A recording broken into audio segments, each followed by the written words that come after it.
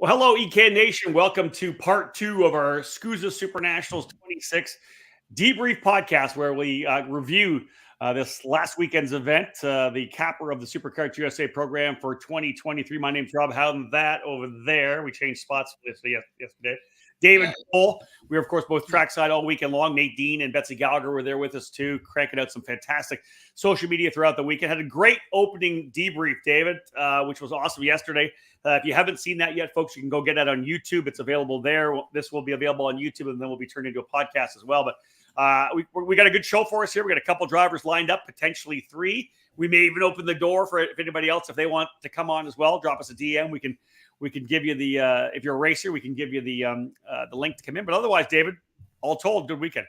Yeah, good weekend. Yeah, if you were a racer in any of the categories we're going to talk about here today, again, it's all senior categories and the junior categories. So again, if you have the opportunity, you're watching, send us a message on Facebook or Instagram or Twitter. And if we deem you as a potential guest, we'll slide you the link to come in. And again, it's Friday night. We're not doing anything, obviously, because we're doing the show. We're still resting.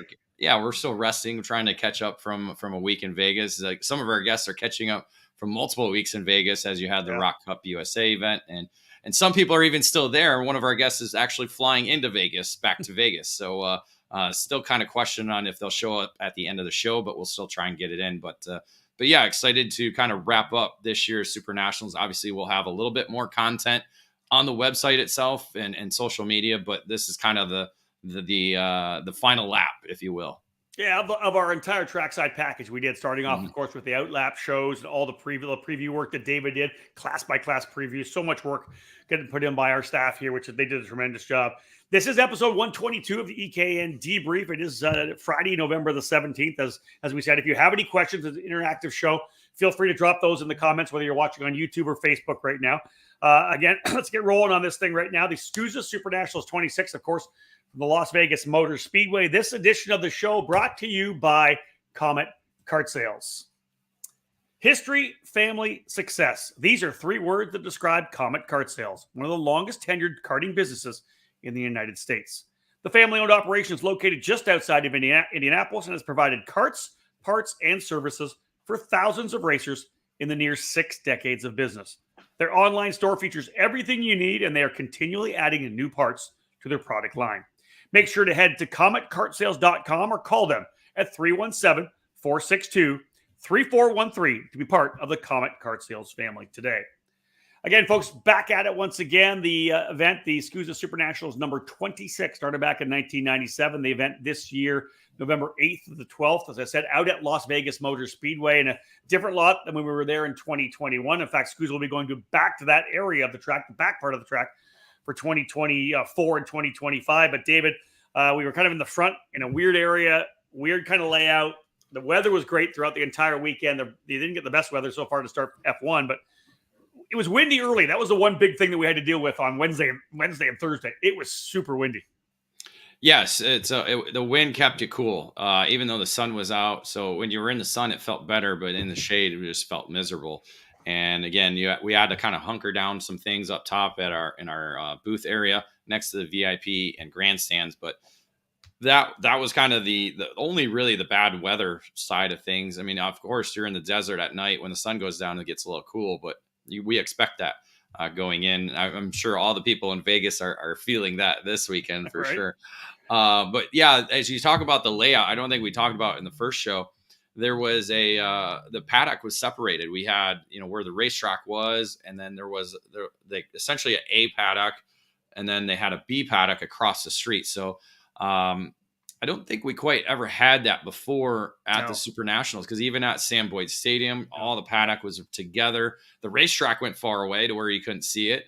So it's got kind of similar to this, but yeah, I think that was the only negative in terms of the location. Is that the paddock was separated. So there's a lot of times, again, this is almost like a family reunion for the sport. So, if you don't happen to pass by any of those people in the B paddock, the only time you'll see them is if you're in the same class, or if you're standing in the grandstands. You don't pass by a lot of people. So I think a lot of that was missed. I think that was a kind of the atmosphere missing thing about the SuperNationals, because again, it is like it's a reunion of karting. Everybody comes together. Sometimes you don't see anybody except for at the SuperNationals. So That's true. that's I, part of it. I didn't. There was a bunch of people I think I bumped into maybe because they were on the far side. We were 9 to 6 nonstop. And then we went home and agreed.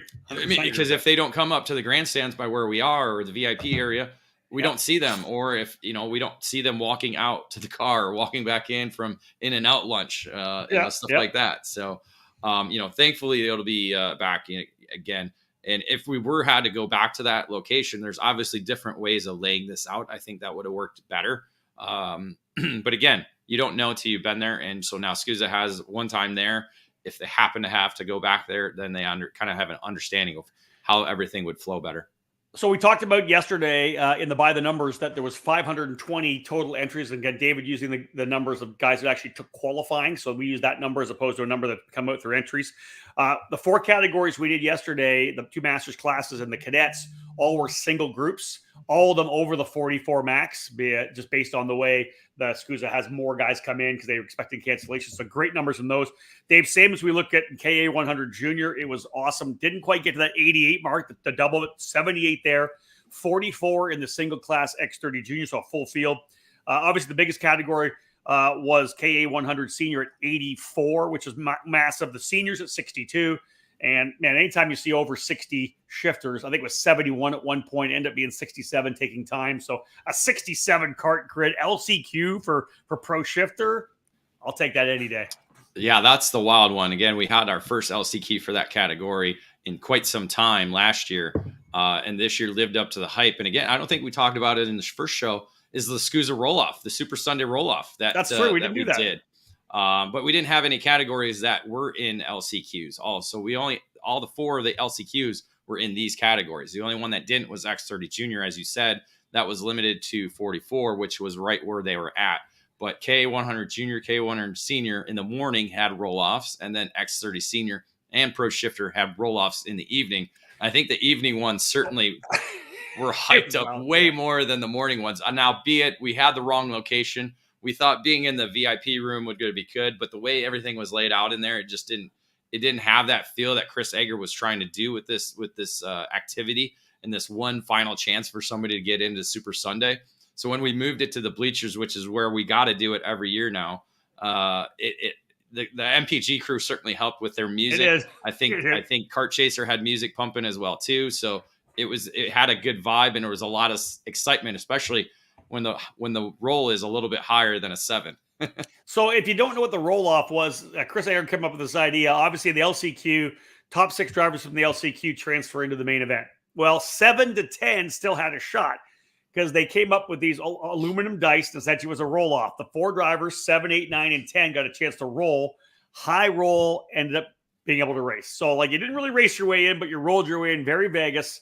And in the end, Chris Egger and Bill Wright, those who've been around a long time know Bill Wright from the initial years of the Florida Winter Tour. Serious fun, Bill Wright. They put up cash. It was $500 for the 4 drivers who got in with the roll-off. The driver who made the most improvement throughout the race, $500 cash. And that went to David? It was split. So almost kind of, almost like a poker hand. Braden Eves and Finnegan Bailiff were the 2 drivers that got in and got the same amount of positions gained in their main events. Again, Eves was the crazy one. And then I think it was Bailiff. He was in, and a pushback bumper took him out, put him down to 10th, and then was able to roll in. So kind of a emotional up and down for Bailiff, and he came away $250 richer. No doubt about it. So anyways, big numbers, as we said, good numbers, and we'll go through all the categories, but we're underway right now. 520 all total at the SuperNats 26. Debrief number 2. Don't go anywhere. When we get back after this quick break, we're just doing this for the podcast. When we get back, we'll jump into the race report.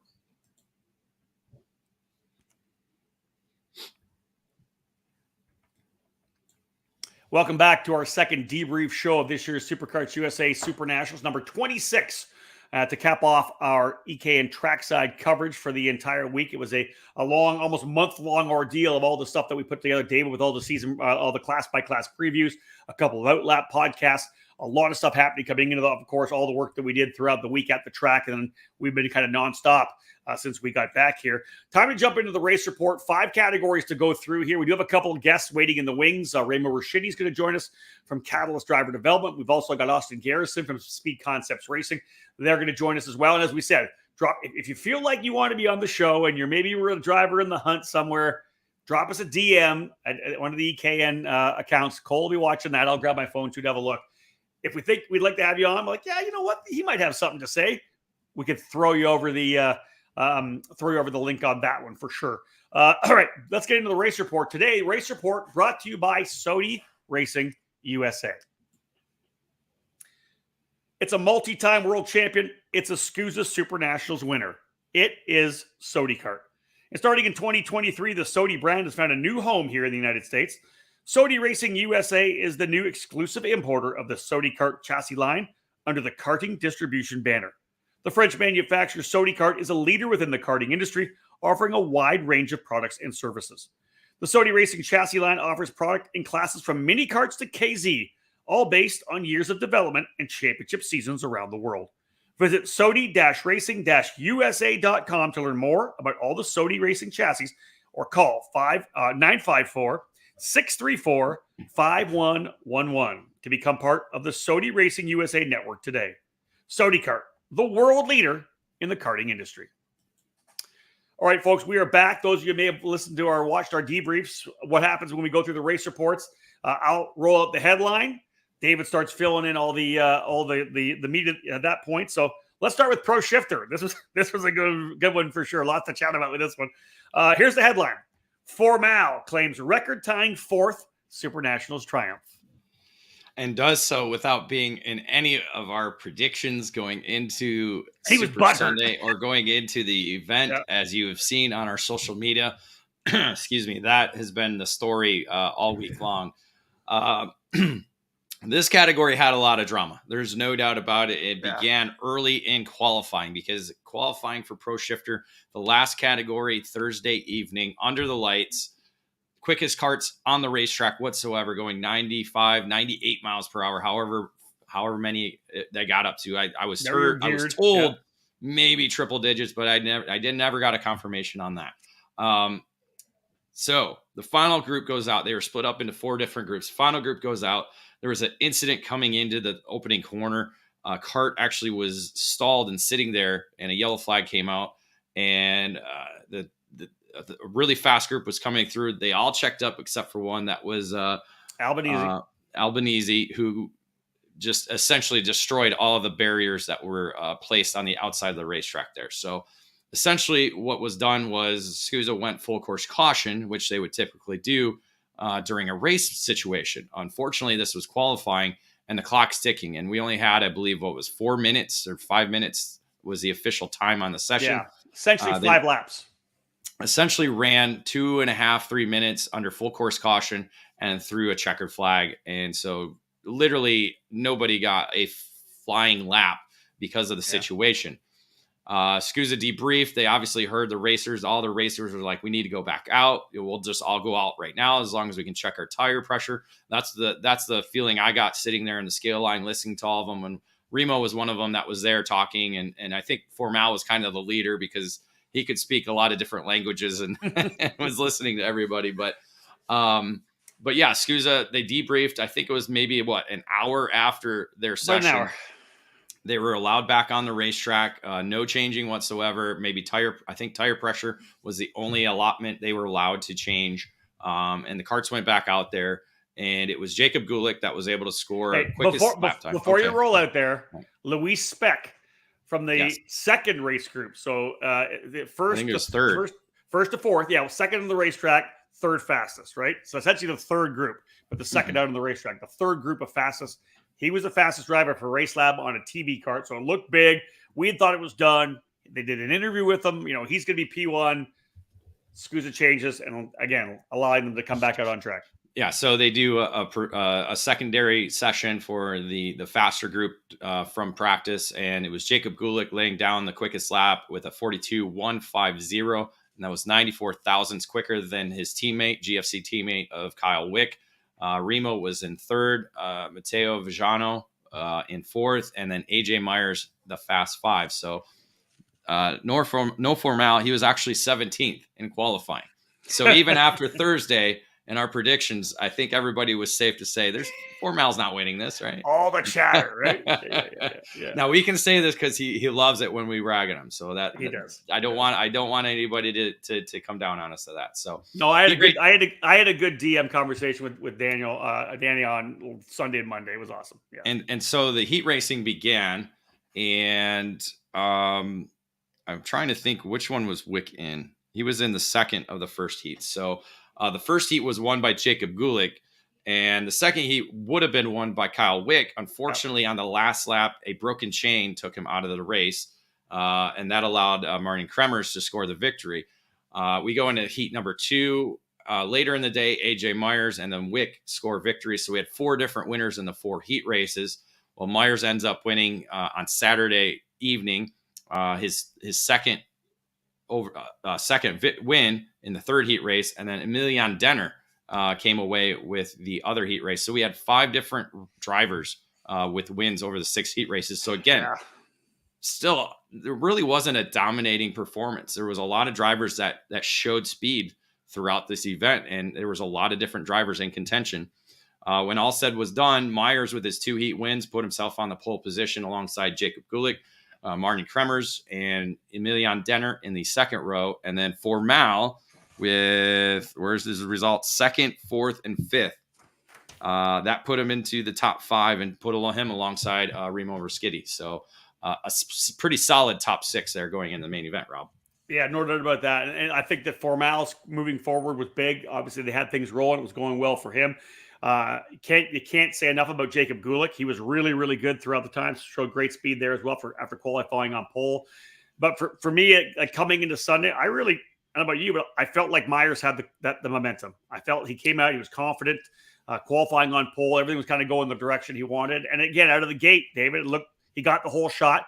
That's the way it seemed to happen. He was kind of pulling away a little bit and was getting comfortable. But and got some help too. Got some help because there was an incident in turn 1. Emilian Denner got spun around sideways and literally got driven over.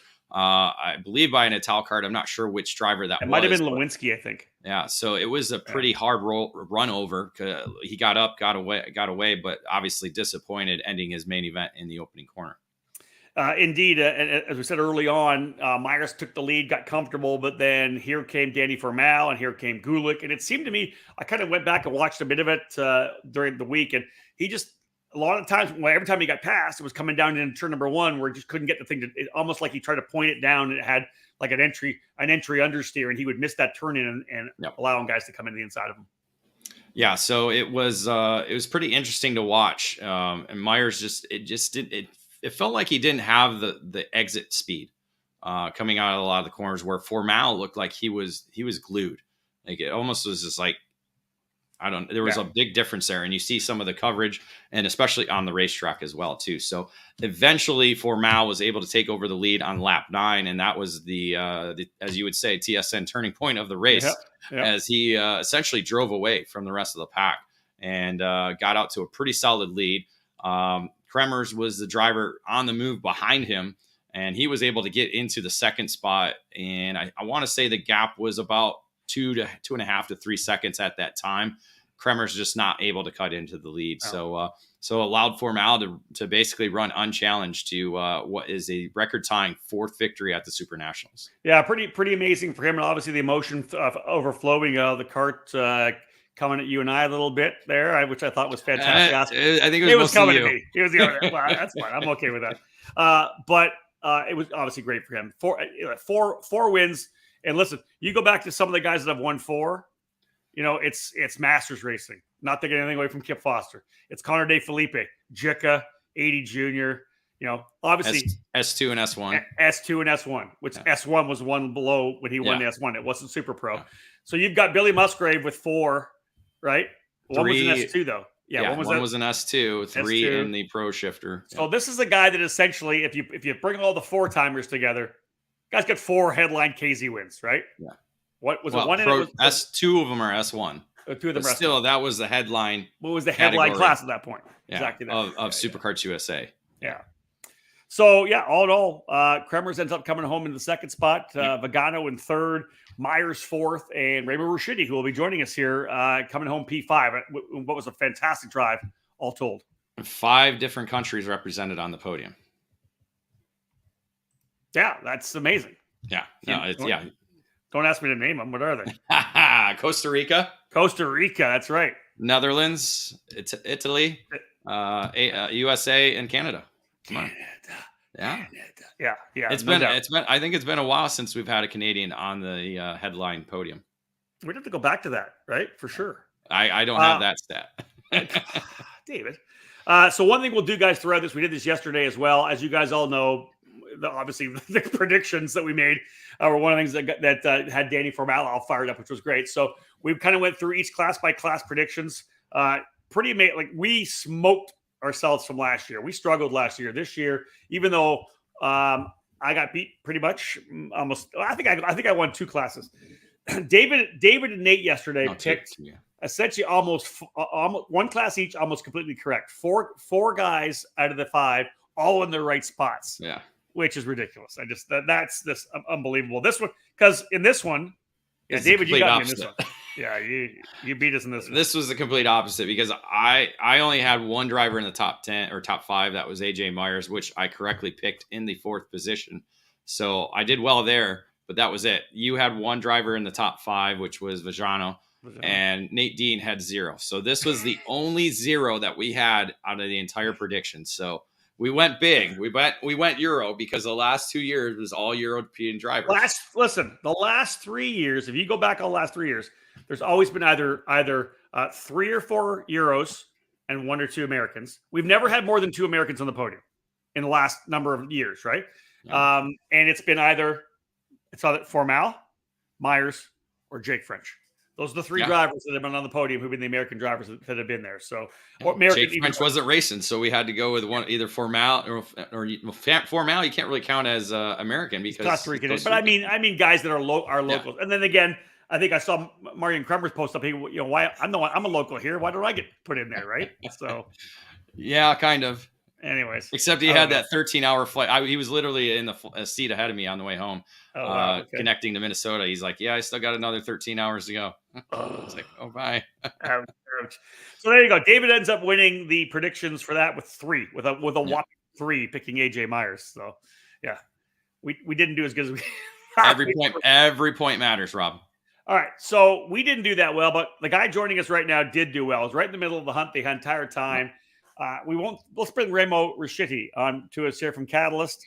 Remo, thanks for joining us. The interesting thing, I don't want to throw you under the bus early, but listen, you've been doing this a long time, right? Yeah. You're not one of the spring chickens here. You probably, if I'm not mistaken, could you run Masters right now if you wanted? Next year, one more. This was my last year. Maybe I'll double it up like Davide. Yeah, but you know what I'm saying? Like, it's that's. Do you feel it's one of your best performances you've had in a long time?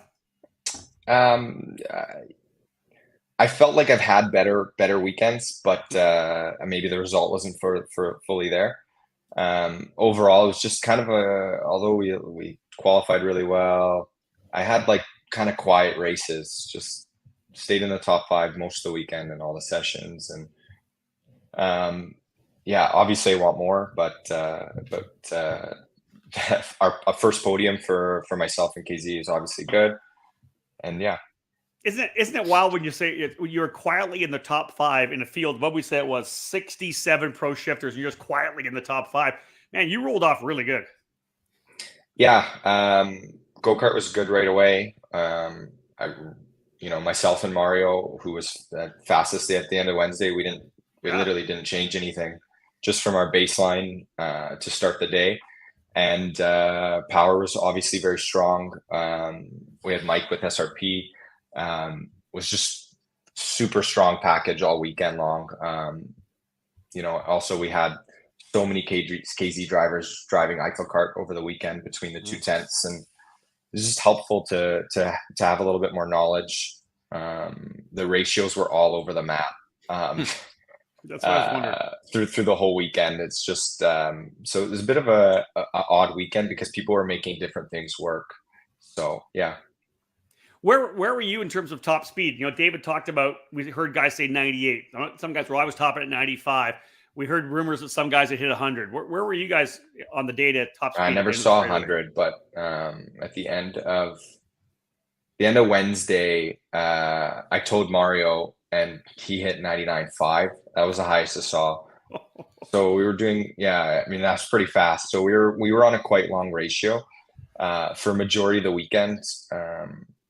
I ended up going shorter as the weekend went on, because I felt like as the races started, I couldn't get in a rhythm with the longer gear, and I just keep getting attacked.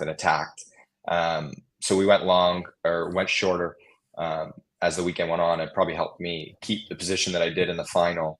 But the long ratio was like, we were talking about probably 3 or 4 mile an hour at the end of the straightaway. But the problem was you couldn't do anything with it.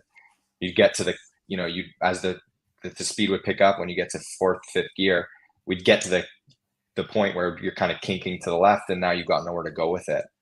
So it was a weird kind of situation on the ratios throughout the weekend. So we talked to Robbie and Master Shifter yesterday, saying he was in first gear probably 5 times. Was that the same for you guys as well too? Yeah, I mean, on the long ratio, every single corner but one was first gear. Wow. The only corner that we weren't using first was I guess we were calling it the chicane, the left of the chicane. Yeah.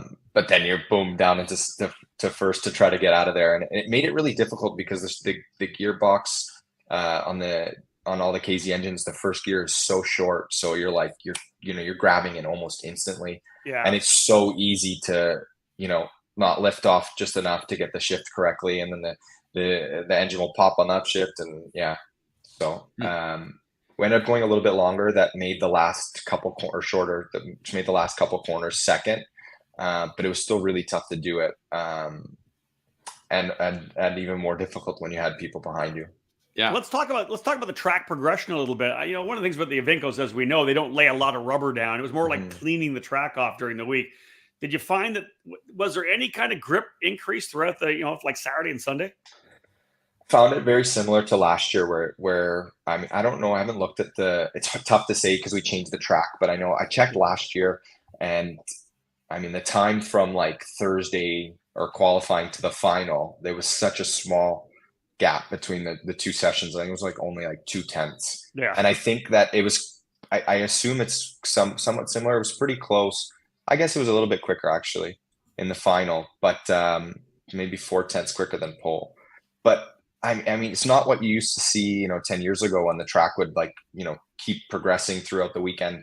The one thing that's made it kind of a little bit easier is when we run at the very end of the day on Sunday, everybody stickers in the morning, and then, all these classes run through. And I know in the past, back when we'd race tag, the track would grip up so much from the morning session that, you're driving a completely different go-kart at that point, where I mean, it's very similar now. You can qualify as long as you pick the air pressure, which was another story for the shifter guys. But as long as you get in the window, the kart feels quite similar to the morning.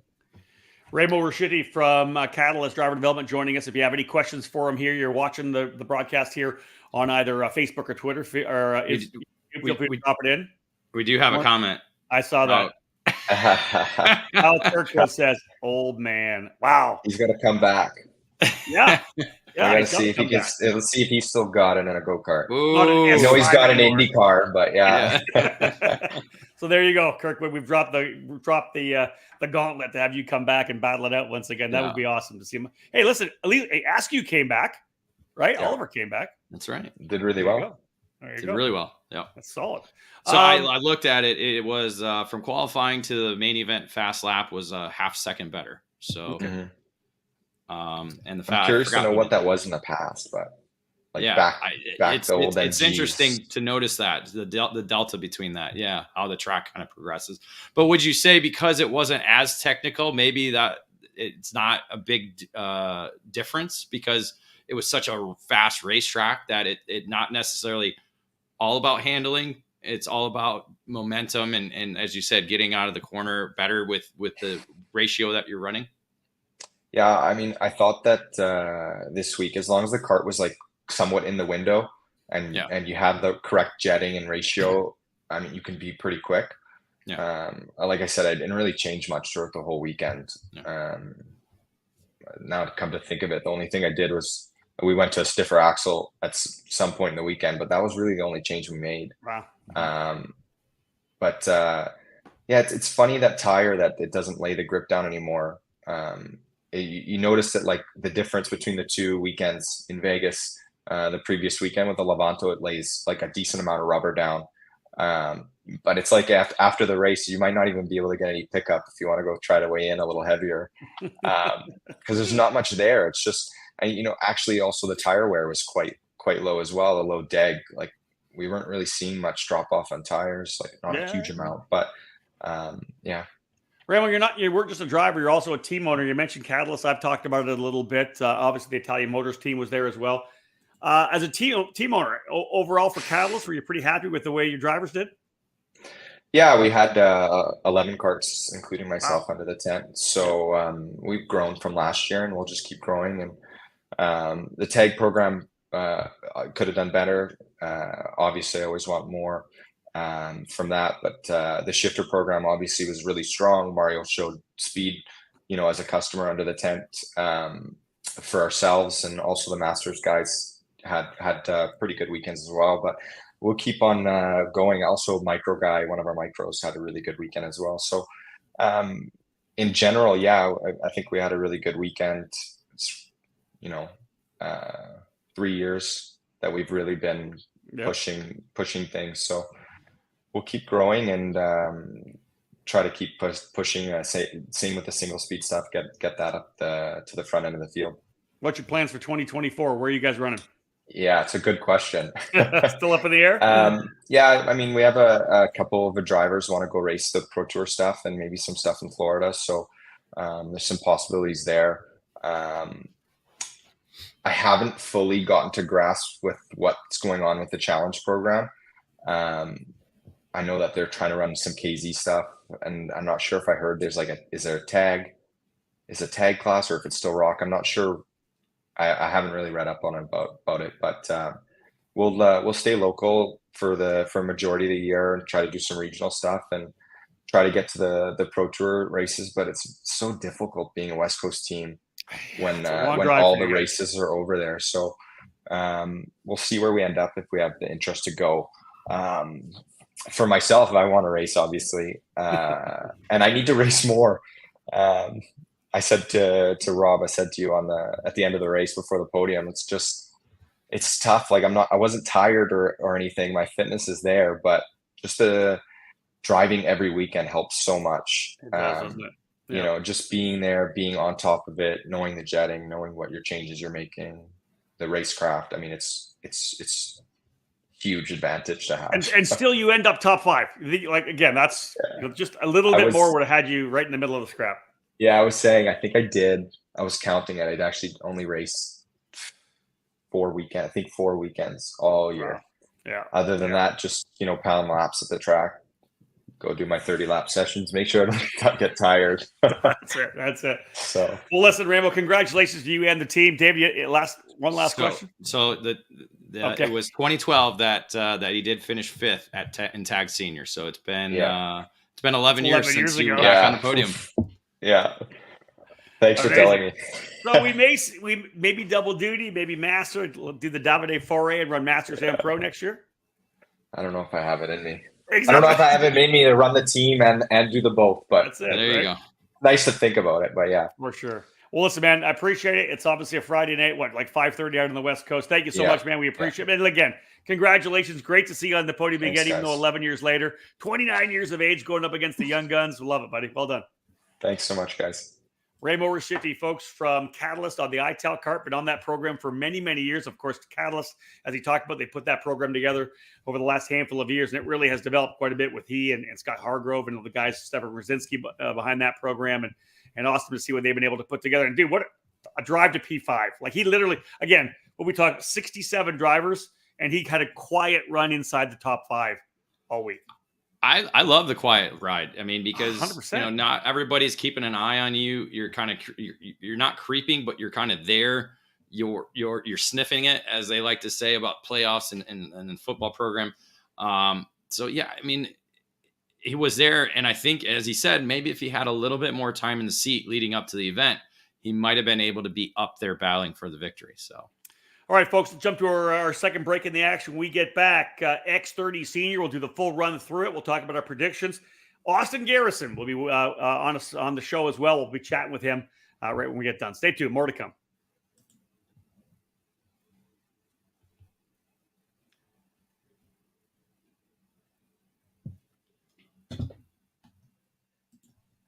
Welcome back to the second edition of the Debrief, our race report show to wrap up our EKN trackside coverage of this year's Superkarts USA SuperNationals, number 26. Rob Howden here alongside David Cole. We just had a chance to chat with Remo Ruscitti from Catalyst, top 5 driver in the Pro Shifter category. Austin Garrison will join us in a little bit here. Back into the race report, rolling into X30 Senior. Again, the race report brought to you by Sodi Racing USA. David, I'll roll the headline out. You can start filling in the gaps. This is a big one because this was a really interesting way this event started. And the headline, kind of shocking, actually, thinking of the fact that how long this category has been around. The headline for X30 Senior, Bonilla becomes 20th different winner. Yeah, that was kind of the focal point going into the event. Was we've had 19 different winners in Tag Senior / X30 Senior. And the only driver that was going into this particular SuperNationals that had the opportunity to win a second time was Ryan Norberg. And we knew the story going in. Ryan Norberg hadn't won a race all season long, so that was kind of the focal point. But you had a very stout field going in and battling, and one of them being probably one of his lead rivals all season long. Whenever he got into the cart, Austin Garrison, he was able to put in a 46.293 lap to lead the way in qualifying. Ellie Goldstein, second, only 10 thousandths off his time. Senior rookie Ernesto Rivera, that was a story coming in as well too. He put in a third quickest time, and then Noah Baker in the Speed Concepts Racing Red Speed was fourth, and Jesus Vasquez Jr., another senior rookie, in the Fast Five. So a lot of craziness in terms of who was actually the drivers that were leading the way after qualifying. You look at Norberg, he was, I got to try and find it here. I lost where he was. So seventh. So he was kind of in there in the mix a little bit. So there wasn't, that. And there's a lot of other drivers that just missed the speed a little bit in qualifying, because as we know, we talked to Austin after qualifying, the toe was a big part in single speed racing. And especially in qualifying to try and lay down a good lap. So with that, we went into the heat races. And again, we had 5 different winners in 6 heat races. So again, field wide open, especially in the opening heat race where we saw Oliver Hodgson, who we saw do really well in practice, didn't quite lay down a good qualifying lap, ended up 9th, but he raced his way up into the win in the opening heat race. Donovan Bonilla in winning the second heat race after qualifying 6th overall. And then you had the Norberg come in and get a heat race win in the second round of heat races along with Goldstein. So they were able to pick up victories. And that was actually after Norberg suffered a disqualification in the opening round of heat races. His disqualification, a notable one, because we talked about it before. I believe it was the nut, or was he a number? I'll have to look back at that. No, he was the nut. Norberg was the nut. Okay. So missing a second nut on his ballast, one of the weights, which dropped him, gave him a disqualification. So essentially gave him last place points going into the final two heat races. So he won his second one and then went in and won a third, the final heat race for X30 Senior, after Austin Garrison won the A versus B race. So again, 5 different winners in the heat races. Again, made it for kind of an open show because they didn't really know who was going to kind of step up and be the driver to beat. Hodgson had the pole position because of his consistent results. He had a first and 2 seconds. Alessandro DiTullio, who we could talk about, had been consistent all season long, was right there on the outside of the front row. You had Garrison there in third, and then Thomas Naveau in fourth. Again, we hadn't talked about him all week, but he had a third, and a fifth. So again, kind of like Remo, was talking about, just kind of a quiet top 5 performance going. And then Donovan Bonilla in 5th with Hayden Jones starting on the outside in 6th. So that was a story going into the main event. And we knew it was going to be a cage match, like where everybody 25 was. lap one. Yeah. 20 laps for the other categories, pro were 25. And there was guys that were a bit further back, right? You knew were going to be coming forward. The guys up front, you talked about who were there, like a Hodgson and a DeTulio. Hodgson just seemed to have so much momentum and confidence, and he could put the cart almost anywhere on the racetrack. I would have picked on the way in. We talked about it. So I feel like the two pole sitters are going to win. It just, they look so good.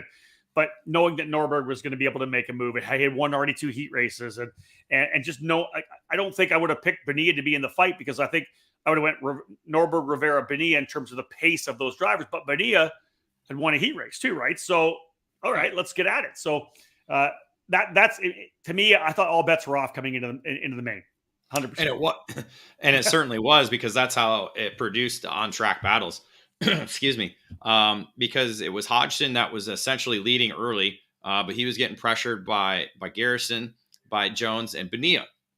They were essentially the lead group, 4 drivers running up front, and they went on attack on Hodgson. So Hodgson fell back, and then he would come back, and then eventually Bonilla got to the front, and that left Jones, Garrison, and Hodgson all fighting for second. And you figured it'd still be a pack, right? You figured that, but as they fought, Bonilla was able to lay down some clean laps, and then their fighting slowed their pace. And when you do that over the course of 2 laps, it certainly helps the advantage grow. And I'm sure when we talk to Garrison, he'll kind of confirm that. He just saw Bonilla just kind of leave him as they were fighting. And you're getting frustrated. Like, what are we doing? Why are we fighting for second? And it was pretty early not early in the race, but it wasn't the last 5 laps this happened. It was not. No, Bonilla took over the lead at that point on lap 9 out of 25. So again, we're not even halfway, and you're letting a guy get away. Now, you know, in some of the shifter categories we saw earlier in the day, say Davide Fore, he was able to run down, but not in the single speed stuff where we had, you know, the groups kind of racing together. So maybe there might have been an opportunity to run Bonilla down. But they essentially kept fighting for second. You know, Garrison was in that along with Hodgson and Jones, and eventually Norberg came into the picture. He started again in the 18th position, was able to knife his way up there, and then got into second and then was him and Garrison. But by that time, Bonilla had over a 3-second advantage, and nobody was going to be able to catch the driver from Mexico. The only guys that were catching were the guys that were out like 6th and 7th, started working their way forward, right? I remember calling the fact that these guys were going back and forth, and all of a sudden Ariel Elkin was like right there, because he was digging in, right? That's where the fight for 2nd, 3rd, and 4th brought everybody else back into the fight. Bonilla, like you said, was essentially gone. 3.3 seconds, I think he ended up winning by, because there's just literally, they never were able to get in line and mount a challenge.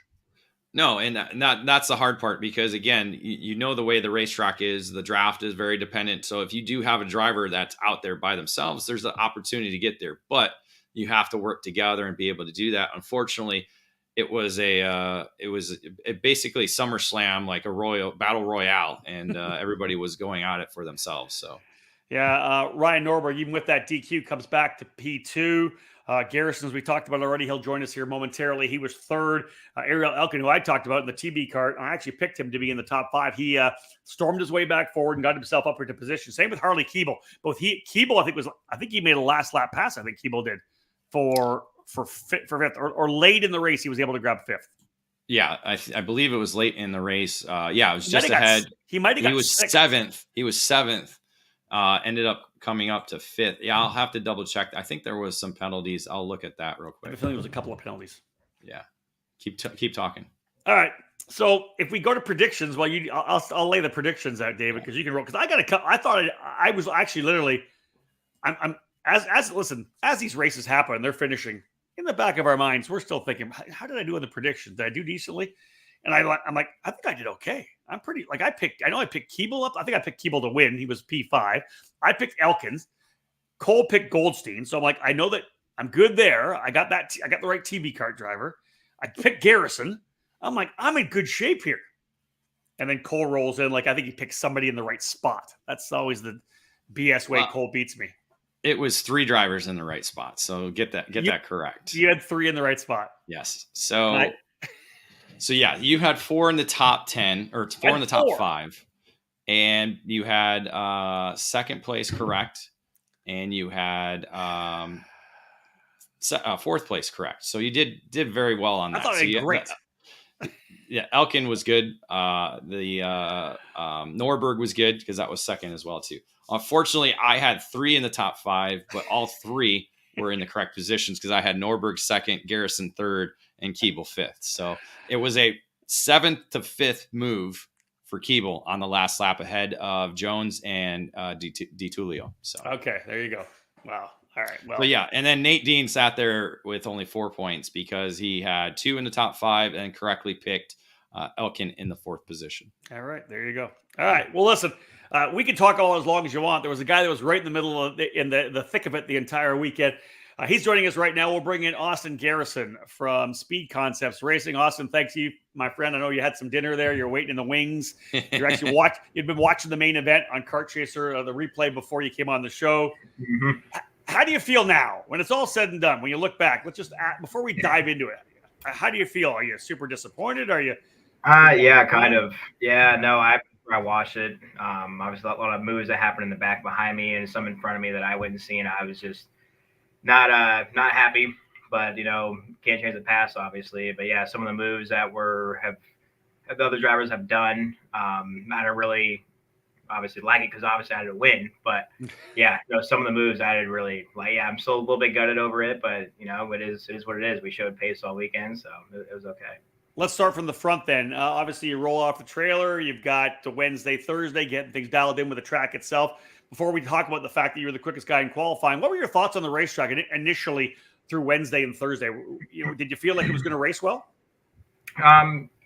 Yeah, I actually thought it wasn't going to race bad at all. It has like long, sweeping corners going in. I'm like, yeah, there's a lot of chances and moves for drivers to go and actually put it pretty deep on the inside and all that because you got to set up so wide for all these corners.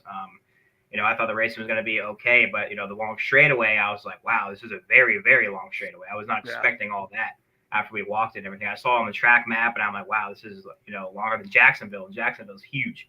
Yeah. So, going out there for the first practice session, all in all, it wasn't bad. It was smooth everywhere besides the very last corner that hairpin and a couple pretty nasty bumps before you made that left-hander coming out to the straightaway. So, a lot of drivers didn't, like that. I don't know anybody who enjoyed that. I don't think anybody did, but that was the only thing that I really had a fallback on was just that corner really. Everywhere else, it seemed to be okay. And glad they went and changed the racetrack going into corner 1. So not many drivers, were, getting hurt or wrecking their go-kart and ruining their weekend going into corner 1. So, kudos to SKUSA for doing that. But yeah, definitely racing wise, thought it was going to race well. But yeah, those last couple of corners were a little bit tough. Definitely. Surprised by P1 in qualifying? You had the pace, but and again with the level of competition, obviously super close up top. A 100th of a second between you and Goldstein. Were you surprised with the pace you were able to roll out? Actually was because I wasn't starting in the very fast group. Everybody's like, oh, you got to be in the fast group, I was out of the 4 groups, I was a third. I was starting second or I think I was starting second or first, something like that. I was up front in the top 3 or top 4. And I'm like, this isn't good. I expected to be in the fast group, but we had a read blow in the practice beforehand. So we weren't in the fast group. But yeah, so in the opening lap of that is when I let a few people go, and I was, I fell back a little bit and I caught him super fast in the opening lap. I'm like, whoa, I need to slow down and give him more of a gap. I'm like, I didn't expect him to go and catch people that fast in the out lap. So after that, perfect timing. It could have been more perfect, to be honest. I got a draft on both straightaways behind Keeble. Timed it just right. It just fell into my hands, and eventually ended up getting past lap. It was close though. I don't know. By the time I got to the scales, I didn't see where Ellie was. I don't know if he got a draft or I was by himself. I have no idea. But Tim was over there. Is waiting. On his phone, pacing back and forth. Like, you're still first. Walking back and forth. I'm like, oh, I pray to God I go and end up qualifying on pole, but no, I did. And I know it's going to be for sure. I was kind of just banking on like top 7, is where I wanted to go and really be. But yeah, qualifying on pole was huge. It helped out. Listen, when you have Dave, you go. No, I was going to say, go ahead. I'm going to talk about heat races, so go ahead. Okay, let's cap off that then. Man, qualifying on pole, it's great to do, but it does it not just change the rest of your weekend? At least changes your Friday and your Saturday. Right. Yeah, I'm absolutely. It's so much easier to start, first. Everybody knows that. It's just easier to set the pace out of the race, when the green flag comes. But yeah, no, starting on pole for sure. I heard a lot of carnage going on, in a few of the races, going in corner 1 and corner 2, corner 3, and I'm like, wow, thank God I'm starting first. I'm not going to hear or be in any of that stuff. Well, obviously it hurt drivers. Ellie, I think he ended up getting into a crash and all because he was just in the carnage. Multiple times I broke away in the first, few corners where I looked over my shoulder. I didn't have to go and block or anything. I was just big enough gap where I can just relax. But there's one thing we kind of noticed throughout the event is that a lot of the top qualifiers didn't end up starting either front row, or they had actually, you started back in third. Some others finished outside of that. You kind of stayed away from the carnage, but was it difficult to maintain and be the leader throughout the heat races? Was that just due in fact to how good the quality of competition there was, or just kind of the way how things unfolded? Right. I definitely thought that at the beginning of a few of the heat races that for sure the first one going out, we were too low on tire pressure. Okay. Oliver, he was super quick. Every single heat race, he was the guy to go and beat. His short-term pace was very strong, stronger than, most of the people out on the racetrack. So after he went around me on the first heat race, I slowly started catching him towards the end. I'm like, hey, listen, we got to boost up the tire pressure and all that. But obviously other stuff ended up unfolding. The car started going to have issues compared to how it felt in qualifying. So we kind of dabbled into that. And, we made a couple of wrong changes on the go-kart. But definitely, it's pretty tough starting on first because you don't know how fast you got to go and break away from everybody. Everybody's chasing you. You're the guy they're going to go and chase down. You're not chasing somebody. So after, lap 4 or 5, there's only 8 laps or 10 laps in the heat race that everything already settles. And then next thing you know, you are where you are, where you go and stand. So I hate to pour back on because I do want to get your feel now on the way the main event rolled out. We talked about the fact that Bonilla kind of took the lead there, lap 9, early part of the race, pulled out. You guys, it just felt like the fight started getting kind of ugly. And I think it all happened in turn 3, right? The first of the 2 hairpins. There were guys making moves on each other. And just, you must have been frustrated watching what was happening and some of the moves you mentioned already, but some of the moves guys were making when it was so early in the race still. Right. Yeah, no, I was a little bit upset because I don't, I know when we set the go-kart up to have like a late pace run, I'm like, okay, I'm not, too worried about it. But I mean, I'm just getting pounced on like left and right. Drivers just going crazy. I'm like, this is a 25 lap race. It's a long time, So I wasn't too worried about it at the first few opening laps. So when the stuff started to crack down, everybody's just driving, so aggressive. And as soon as they slowly catch somebody, by a half a tenth of a lap, they just instantly pounce on them. You're like, hey, maybe their stuff's coming in, you have no idea. But understandable on some aspects of what people were doing. But I know with some moves that that Oliver made, because I understood what he was going through because he was in first, fell back to second, fell back to third, and then fourth. When I went around him, and then he was just like, "Oh, I can't fall back anymore. I have to go now." So after that, I went to go and pass him. It was a third or fourth. I forget. I think it was the fifth. I'm not really sure. But coming out of there, going into corner 3, that's when I was on the inside of him, and he looked over, and Jones was like a car length and a half in front of him. He was like, "I have to go now." So very, very late move. That's when all the carnage just broke loose. When he went down to the inside, he hit Jones and speared him in the middle of the corner. I almost spun out because he looked over to me. I went down to the bottom of the racetrack. I hit that curb, and it was just everybody stopped. And then Bonilla is just looking behind, yeah, thanks, guys. Well, and y'all went wide coming to go 3, and then y'all had to come right back together in 4. Right. And then Bonilla just was gone. Exactly. Yeah. So after that, I was like, okay, he's not too far away. I know I had really good pace, once my car started to come in, right around that time when all the corners went on, my car started to feel good. That's why I was making these moves. And then, after that, when it kind of settled for a couple laps, I went and passed Jones for second. Then he instantly went and passed back in corner 3 and went in there super late. When I was rewatching the video, now his hands were in there, like sliding in the middle of a corner and everything. Just went in there way too deep. We parked it in the center of a corner. And I'm like, great. That was the opportunity. If we had any opportunity, that was the point in time where I'm like, wow, that was it. We were already seconds away, but then after that, I'm like, we just lost, a couple more seconds. So I'm like, the race is kind of over for that. I was over it. I was done, because everybody wants to win, but now we don't have a chance to win. So I'm like looking behind. I'm like, well, who, this is insane. What just happened? And it ended up being this crazy scrap after that. You guys almost all flicked the switch and you went, all right, I got to finish second. Or at least be on the podium, right? At that point? I feel like everybody after that was like, you know what, we're racing for second, so I don't care if I barrier it or I barrier somebody. They didn't really care at that point in time. True enough. Dave? You got to feel good. The Speed Concepts racing crew did an amazing job. You had you and Alex Mercado as top qualifiers. You had, obviously, we'll talk about Turner Brown later as well, and then you on the podium. Noah Baker did well until he got injured in a wreck. So you got to feel pretty good about the pace that the entire team had at the SuperNationals this year. Yeah, no, our whole team was just on point. You know, our junior and senior program was really good. Even in KA, we had a few drivers who were pretty quick, for sure. But I know Mercado, very surprising, qualified pole. He was fast in practice and everything. He qualified on pole. I was like, no way, it's huge. It was huge. I'm like, wow, that's insane. Big. And I ended up qualifying on pole. Yeah, super. It was huge for both of us. You know, we just had our stuff rolling, you know. I mean, it was pretty big for our whole team. And Turner Brown was up there. You know, we're all fast going into qualifying. So where do we go from here? Are we on a break now till the Winter Series? Are we going to see in the winter? I know you're not a full-time guy, right? You drive when you can. You do some mechanic. You obviously wrenching when you can. What are the plans for 2024? Anything? Listen, every time you roll out, you keep showing that you're one of the top guys in the sport. I want to throw that out there. Right. Yeah. I know you don't have the budget to race all the time. You kind of race here and there, but every time you roll out, again, that's why we picked you. Again, Al can yell at me all day long, but we picked you to do well because we knew you'd be in the hunt, especially in a big race. What is it? Is that going to pay off at all? You going to do some more racing next year? Me and Mike, we kind of like talked about it like a little bit, but not too much, for sure. I want to let everything kind of settle after these past 2 weeks have been crazy for the whole team, going back and forth. Their heads are so tied. But the SKUSA Winter Series, I know we have a couple of drivers that are going to go and be racing it in senior.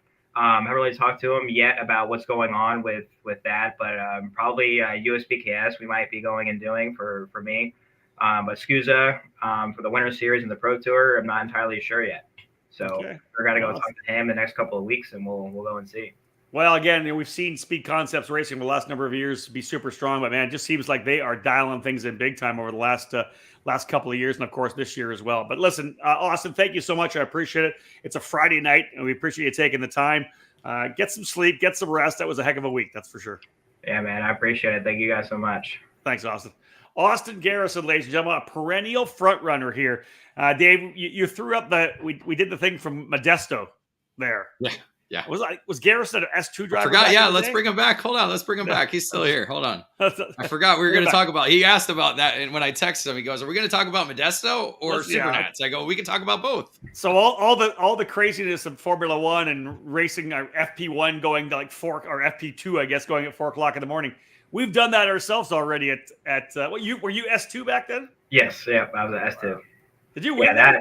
Yep, I did. I won both days. Yeah, That's it was insane. Yeah, that race was insane for everybody. Insane. Oh my goodness! Having to go and change we took out that big curve, if I remember, in the middle of the race week. Whatever that giant curve that was there, we took that out. But definitely of a lot of people going crashing and all that. How late it was going was insane. I thought obviously the track layout was awesome. It was the first time I've ever ran a street course race in my whole entire life, in shifter. But that was insane. We had drivers that we didn't want to go and run, the main event. So a lot of people were getting hurt and everything, but that race was crazy. For sure. It was crazy. No doubt about it. Wow. So he won both races in Modesto, which helped him go on to win the SKUSA Pro Tour Championship in S2 and finish second at the SuperNationals that year. Yes. There you go. Yeah. We had 9 years ago. Yeah, that's 9 insane. years ago. Insane how long ago that was. It's oh 9 my years gosh. ago. I think about Campbell won, right? That Jared Campbell was the one who won in S2 that year. I don't know what happened. I haven't talked to him since probably then. I don't know what he's been doing. I don't know if you guys know at all. No, I haven't. I think he did a little bit of racing. I think he was on an Intrepid back those days, wasn't he? With Leading Edge Motorsports. Yeah, he was a good shoe. Yeah, he was. He was super fast all year. He was super quick. He was a guy everybody I got to watch out for. Instead of us, in OGP, he was the guy who was, really quick. The OGP boys. We know that Kyle Kirkwood's watching. He's not calling you an old man right now. That's good.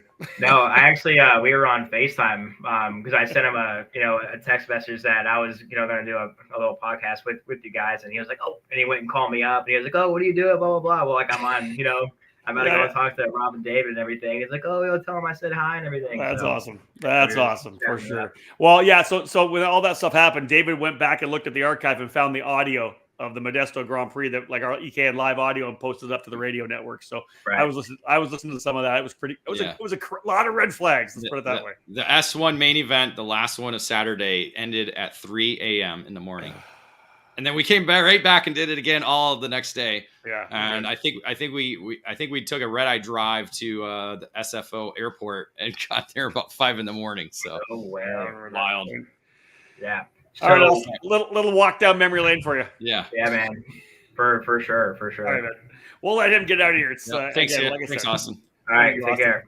9:00 on a Friday night. Again, I love the fact that the OGP boys still connect back and forth. I think Morgan Healy had a really good run there as well, running for OGP. I think she might have been on the podium one of the days. Yeah, I have the results. I can look at it while we do some other stuff here. But here's what we'll do first. Well, I was going to say, like Michael D'Orlando was a winner there in cadet. He broke one of the days because I was just listening to that today. David Malukas won both junior races in tag junior. Yeah. I'm trying to think of the other younger categories. I think there was an S5, but I don't remember who was in it. I'll have to look back. I don't remember either. Unbelievable. Yeah, I just don't remember. I don't remember. We're gonna go to a break. It's a lot. It's a lot going on 9 years ago. Modesto Grand Prix. What a race that was! It was a SuperNationals that year, right? And it was again. It was supposed to be a night race, a Friday night and a Saturday night race, very similar to what Formula One's doing in Las Vegas. No track issues in terms of the track, but there was a big curb that they got rid of because guys were launching over the curbs and couldn't get it handled. We had cadet drivers just not even lifting into corners and wrecking, and the barriers, the shape of the barriers they got, you would ride up on them. That was of all the issues that happened. Although that's a whole nother podcast. Like we could do 5,000 to 10,000 people there. We could do a 30 for 30 on this, right? I like that. That's coming. Don't go anywhere, folks. We'll be right back after this quick break.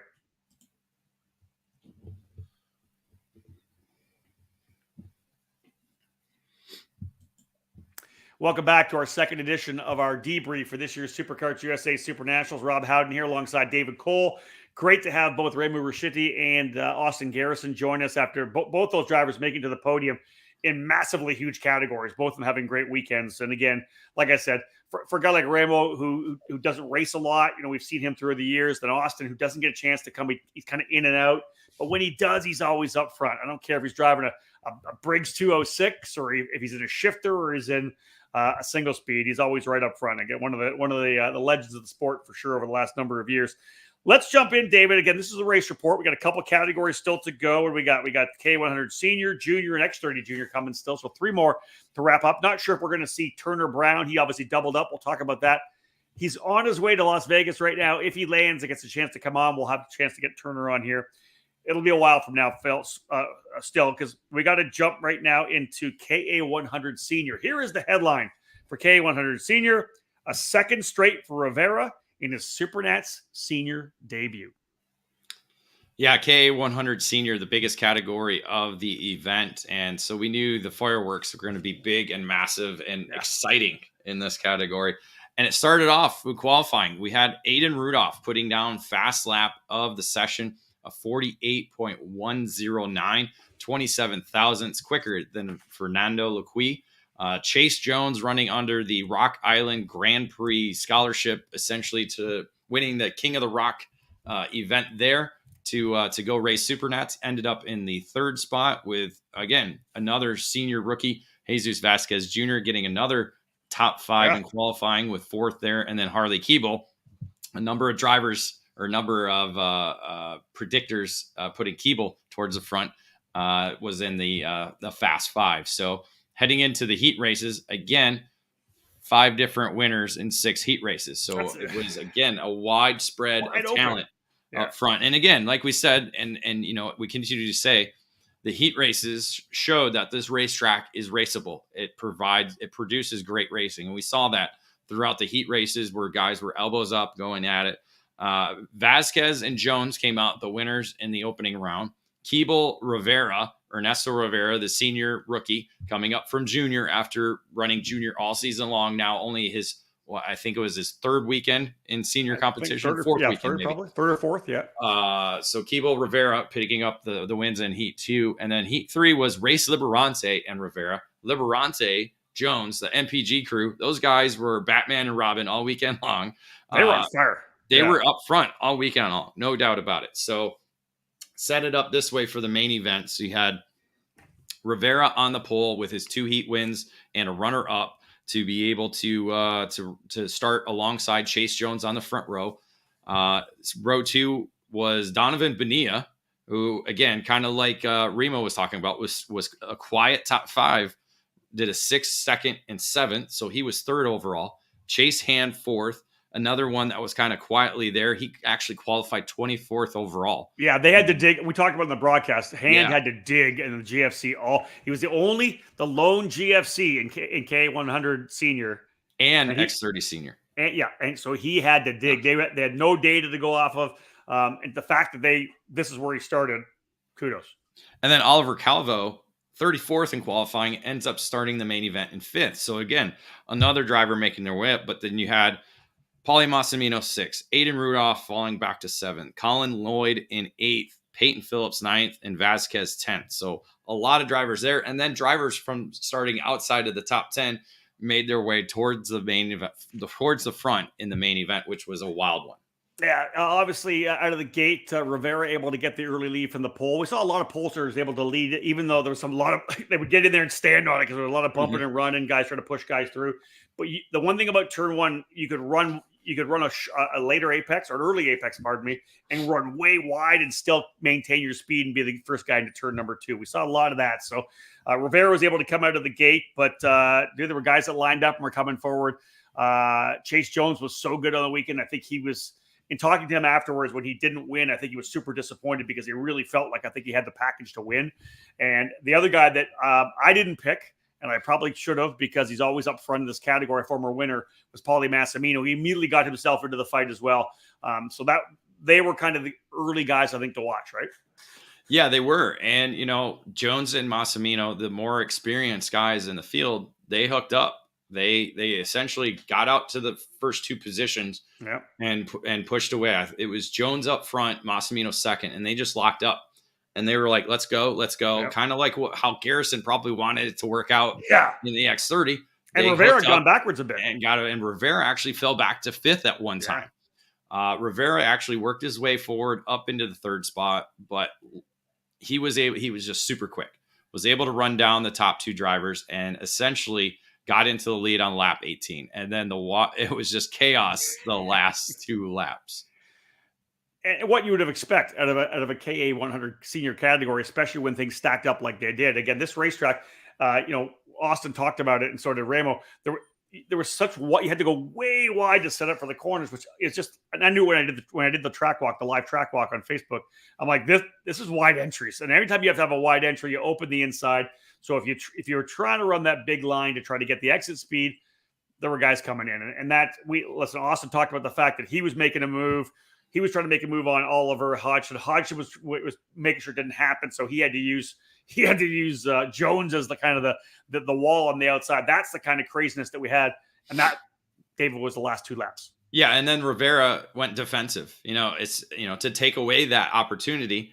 Went defensive. That brought everybody else back in because, the last 2 laps, it was probably one of the 2 slowest laps of the entire race because everybody's trying to find a way by, and Rivera just played it really well, was able to hold on, not allowing anybody to get ahead of him, ran defensive line good. And again, just a little bit of chaos, 3 wide in turn 3, 3 wide in turn 4, 3 wide going into 5. It was kind of David, as that fighting was happening, we always hit who the guys that are coming next. It was Brandon Lemke. Lemke was like, he was like 3 seconds back. Yeah. With I want to say 4 laps to go or 5 laps to go. And he just kept digging. They kept fighting. And all of a sudden he was in the middle of the scrap as well. Yeah, it was right there. So ended up being at the line, Rivera taking a second SuperNationals victory after winning the X30 junior category last year. Winning by just over a tenth, with Chase Jones in the second spot, Massimino in third. Lemke, as you said, on the Gallard for Team FMS, was able to get up into the 4 spot at the end. And then I forgot who finished 5th. I have a note here I didn't say. So Vasquez actually crossed the line in the 5th position, but a penalty dropped him down, and that moved Oliver Calvo into the 5th spot on the podium. I know when I talked to Chase Jones afterwards, we were walking over to the podium, and I said, dude, well done, second. I know you wanted to win. He goes, yeah, I really wanted to win, but to be honest, I'm just glad it's over. Because it was such a listen. Those KAs were ripping at the end of the straightaway. Like these guys were, and they were just what I loved was they were kind of going through that kink. Everybody's on the brakes already. Kind of the rotation was already happening. You're almost like kind of backing it into the corner, right? And through. Yeah, I'm going to share our onboard with Chase Jones on Wednesday, just so everybody can go to and check that out. But it was, I mean, I was told 18,000 is what the KAs were turning on at the end of the straightaway. Woo-hoo-hoo. Wow. All right then. Why not? Do we want to talk predictions? I sucked hard on this one. It was bad. You talk about it while I type this up. All right. You type this up. If anybody wants to chat a little bit more, feel free to come on and chat with us. Yep. Any questions, whatever it may be, comments, whatever. We have a couple guys that were liking it. Jeff SKUSA was looking for the Master Shifter, K100 Master in both cadet categories. We did that in the first show, so if you haven't, you can go back and watch that on YouTube. That's available there. Why was I so bad? You only had one top 5 finisher. Yeah. So that kind of helps it because you didn't go go veteran. Top 5 guy? You're the only one was Rivera. I picked Rivera. Yeah. So. Yeah. Paulie Massimino let me know what he thought about me not picking him. I mean, you can say it if you want. It's up to you. I'm not going to say it. It was a 4-letter word. He whispered something in my ear. That is the greatest. I know we talked about Paulie came over so polite and just yep. And the great part about it is you guys were teammates at Cup Karts, so I know we pitted side by side. Yeah, I should have picked him just for that.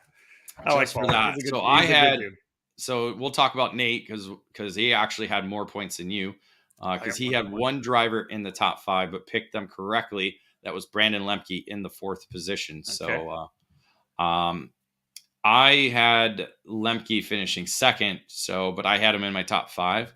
I also had Paulie Massimino in my top 5. I also had Ernesto Rivera in my top 5. Okay. So I had 3 drivers in the top 5, but I did pick Paulie Massimino correctly in the 3rd spot. And I'll say this again. Yes, I'm feeling like I'm not going to come out even in 2nd in this deal. We all blew ourselves out of the water from what we did last year. Last year was embarrassing. Literally, our picks last year. You keep saying this to make yourself feel better, don't you? Right? I'm not talking about you. Me. Okay. Yes, 100%. I felt so good on Super Sunday. I'm like, I'm picking it. I'm making stuff happen right now. And dude, you guys were just killing it. It was good. I was worried early on, but yeah.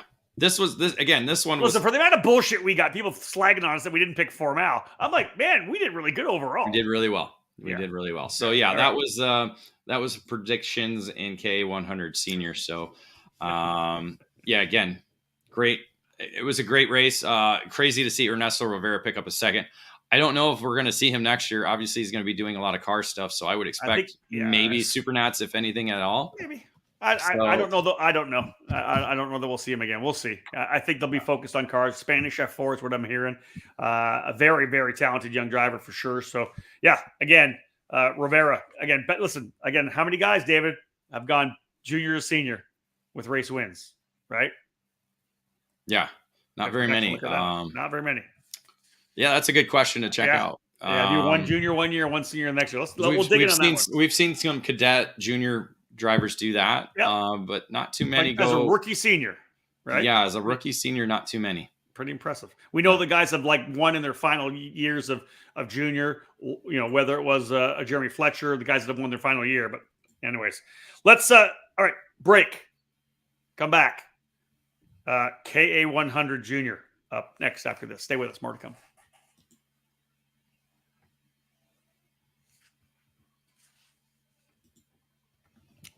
2 more categories still to go as we're back here in this edition of the debrief. We'll go KA100 Junior. We'll go X30 Junior. We'll wrap things up with the Paddock Pass, Constructors Championship, tally up the horrible predictions, and then, of course, wrap things up with the EKN Trackside Live Race Calendar. Let's jump in to KA100 Junior, and here's the headline. Brown holds on to on-track win after penalty reversal. Yeah, at KA100 Junior, the second biggest category of the week, and it was Enzo Vidmontien scoring fast time in qualifying at 48.881 to edge out Isaac Malcutt by 53 thousandths of a second. Diego Ardiles in third, Oliver Weldon fourth, and Alex Mercado in the Fast Five. This category, we saw Vidmontien win his opening 2 rounds of heat races, so essentially was putting him in the catbird seat to retain the pole position. Isaac Malcutt and Turner Brown picking up wins in those races as well. But we did see Brown pick up a second heat win. So again, started looking at Brown, how that you could be a possible contender. Again, qualified 6, just outside the Fast 5, and then Garzone picking up a heat win as well too. So again, 4 different winners in the 6 heat races in this category. Brown was actually the driver to be on the pole position, had his 2 heat wins and a runner-up. So that put him ahead of Garzone, who had a third, a second, and a win. Vidmontien was scheduled to start third, but was removed from the event prior to Sunday's activities, and it was due to an off-track incident. Aside from that, we don't know a lot of more details other than that. It was a sportsmanship situation. So Vidmontien was supposed to start third, so that moved everybody up into a different position. That put Charlie Smith in the third spot with Keegan Kaminsky fourth, Oliver Weldon fifth, and then Isaac Malcutt in sixth. So that was the first 3 rows going into the main event. So things get rolling. Obviously, we talk about Turner Brown coming out of the gate very strong. Garzone was right there, the Orsalon Racing driver. And the other driver that joined him was one of the guys I picked. And he was having an overall good weekend. And that's Keegan Kaminsky for GFC. Coming out of the gate, slotted in a little 3-driver breakaway. But, David, as we know, last lap's always going to be crazy. In the end, this was a really, really wild finish. And it was a good race up until that last lap because, again, all 3 drivers led at one point. They all showed the way. They're all kind of sizing each other up, nothing too crazy, but they were able to keep themselves away from the rest of the group. And so we knew it was going to be go down to the last lap. Ended up being Garzone leading, going down into the final corner. As they entered the corner, he ran a little bit of a defensive line, but not all the way down, just left just enough room for Kaminsky to go inside. But as he was doing that, the yellow flag was being displayed for a cart on the exit that was sitting on the racetrack. Now, I don't think there was a driver on the racetrack. I think it was just a cart, but a yellow flag was displayed. Kaminsky was on the entry, right? It was deep on the entry, right? Exit. On the exit? Exit point. I got to go back and look at that. In the barrier, you could see it. Okay, go back and look. So yeah, as they made the way through the exit, Kaminsky completed the pass. But at the same time, Turner Brown went into the corner as he normally did with, as you talked about, that wide berth into the corner and was able to carry the momentum and keep it to the inside and essentially drive fast around both of them on the exit of the corner on the way to the checkered flag and was able to reach the checkered flag first by 83 thousandths of a second ahead of Garzone. I think Kaminsky still was second. Kaminsky might have been in second. No, Garzone. No? Yeah, Garzone, right? I think Kaminsky crossed the line second. That's what I didn't pull up yet. So that's what I'm looking at. So I'll just say, for those of you tuning in, and if you weren't trackside, obviously you may have saw on the Kaminsky crossed the line second. They brought essentially 10 carts up to turn 1 at the end of the race. And then at that point worked on pushback bumpers, the occasional on-track video shot that they wanted to get the best top 5 they possibly could before tech, right? That was kind of what they, correct. So and this was the time waiting for that. And this was the first, a race main event of the day. Yeah, first race on Sunday. That's right. Yeah. So Dave, what happened? What happened to Turner Brown? Essentially, for starters, like you said, the penalties. So Brown crossed the line first, but received a pushback bumper penalty. That promoted Garzone to the lead because Kaminsky received a penalty for passing under a yellow flag, which, as we talked about, we all saw. So essentially it put Garzone on the podium as the winner, went through all the ceremony, but following the race, you have your protest, and they were able to deem that the pushback was engaged in a racing non-contact, unavoidable, or avoidable. How would you word that? Yeah. Unavoidable contact, I would assume. It was, it wasn't unavoidable. So he wasn't hitting somebody to knock them off the racetrack. It was incidental contact that made that pushed the bumper in. I think I saw it too. I think it happened on the last corner towards probably halfway through the race, where again you're kind of sizing somebody up and you just clip their tire and it pushes it in. So that the reversal of the penalty put Brown on top of the podium, giving him the victory, moving Garzone down to second. Diego Ardiles was promoted to third, Weldon to fourth, and Stephen Miller into the fifth spot. Indeed, that's so it was a big win for Turner Brown. Again, as David said, was the first race of the Super Sunday lineup. They went KA 100, junior, master, senior, and it was interesting about it kind of set the pace and the tone, David, for the rest of the day. Those three KA races were so exciting, so much great racing. That was a battle that we ended up having, and it played on from there, which is so good. And kudos again to Brown for getting that win, Turner Brown, and got things rolling for him as well.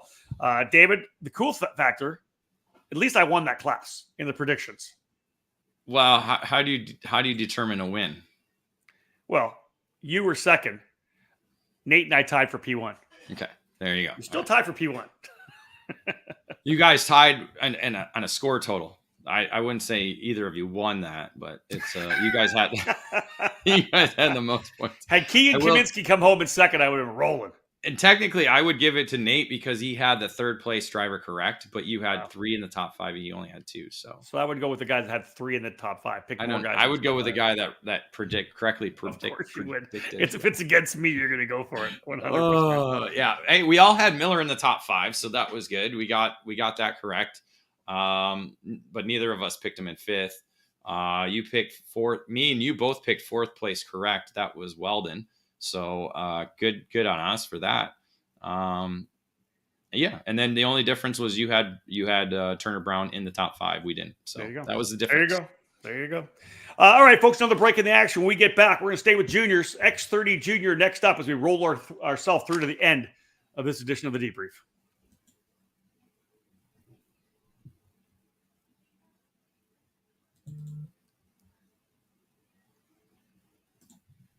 Welcome back to part two of our two-part debrief for this year's Superkarts USA SuperNationals. Again, if you didn't get a chance to watch the first one where we had the Masters categories and the Cadet categories, that's available on YouTube. This as well will be available that you'll be able to watch that anytime on YouTube. If you haven't yet subscribed to our EKN YouTube channel, please do that. We would love you to do that. Lots more content coming out here throughout the off-season as we look forward to essentially our next race, which we'll talk about in the EKN Trackside Live calendar. That'll be the SKUSA Winter Series event at Homestead.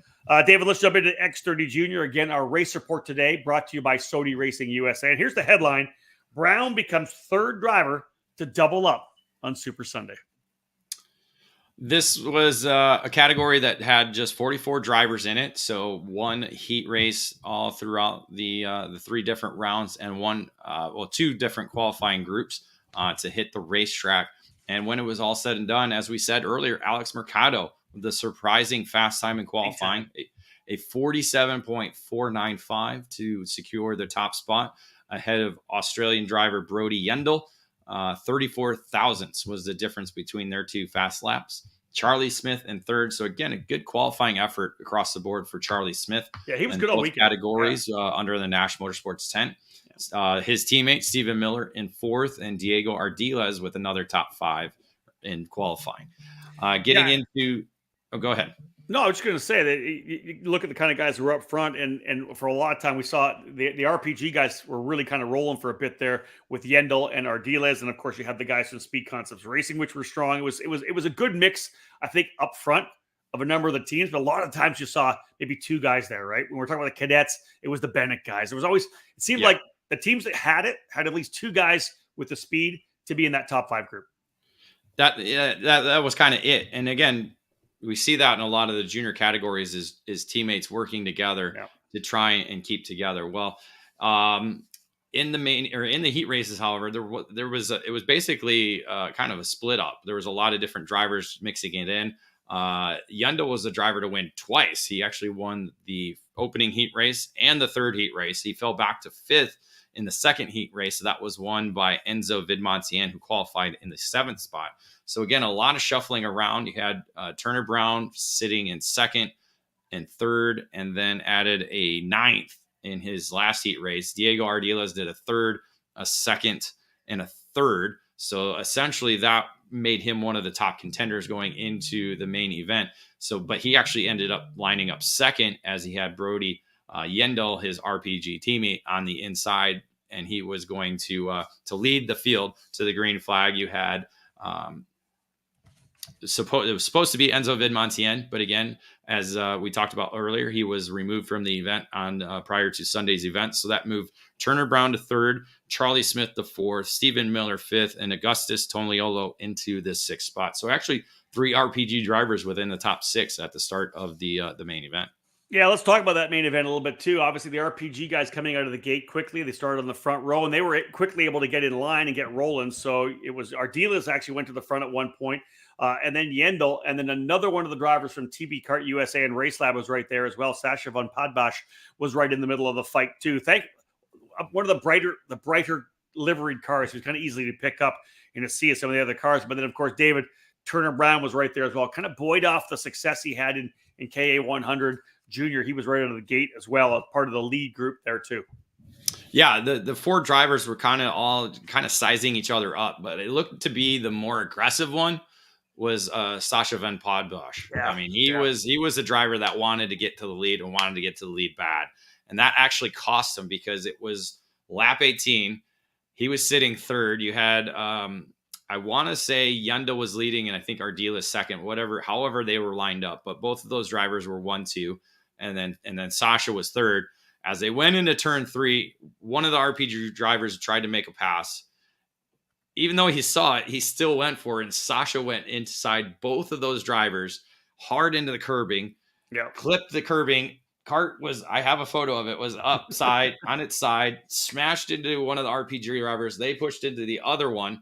This essentially allowed Turner Brown, like we saw in KA, but this was going into turn 3. He went from the outside to the inside and around the outside of all 3 of them into turn 4 and had the lead coming out of that corner with 1.5 laps to go.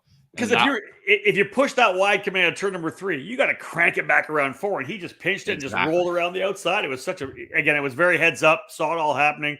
There was aggression, right? And you wanted to be on the right end of aggression, and Turner was for sure there. Yeah, so he took advantage of that and wasn't challenged. Was able to hold enough gap over the last lap and a half to reach the checkered flag by 0.6 of a second to gain his 2nd victory on the day. Diego Ardiles, or actually it was Sasha was the driver that crossed the line 2nd, but he suffered a 3-second penalty for scrubbing tires. So that moved Diego Ardiles up into 2nd. Yendo was 3rd in the line. Yeah. But after tech was removed for a tech issue. So that's still, I think, pending right now, depending on SKUSA. So that moved Weldon up into 3rd. Sasha fell back to 4th. And then Nick Eggleston finishing in the 5th spot. Some pretty good action there. It looks like we may even have our guest coming in here late. So he's just hanging out there right now. Let's get to him.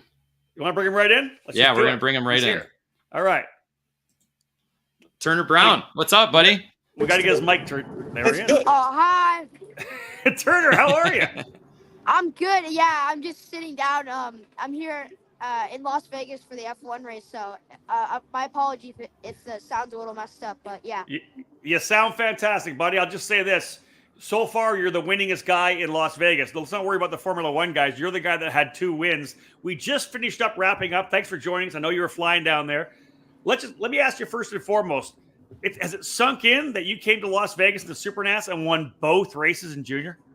Yeah, it was definitely insane. Like I was going crazy with my mom, my dad. It was definitely for sure an experience that I'll never forget. and it was just unbelievable. I mean, I didn't even think I was going to be on the podium, if I'm going to be honest. Well, David Cole picked you to be on the podium, so I You picked picked him to him, win. and Nate picked him to win. So we kind of That's- picked you to win the X30. That's 2 years in a row now that I've tried to that David's picked me on the podium, and I've tried to become it true. So yeah. Hey, listen, Awesome. Turner, we just talked about that X30 junior race where you guys were the battle up front. Do you recall the guys up front of you getting into it and that over-under you made in turn number 3 to be able to come out with the race lead there late in the run? Yeah, I mean, it was just I knew that something was gonna happen, and just like in K, I was waiting for that last corner. I was like, last corner, just wait, be patient. But I knew that something was gonna happen because the racing was getting a little bit aggressive. I saw the RPG boys fighting a little bit, making moves.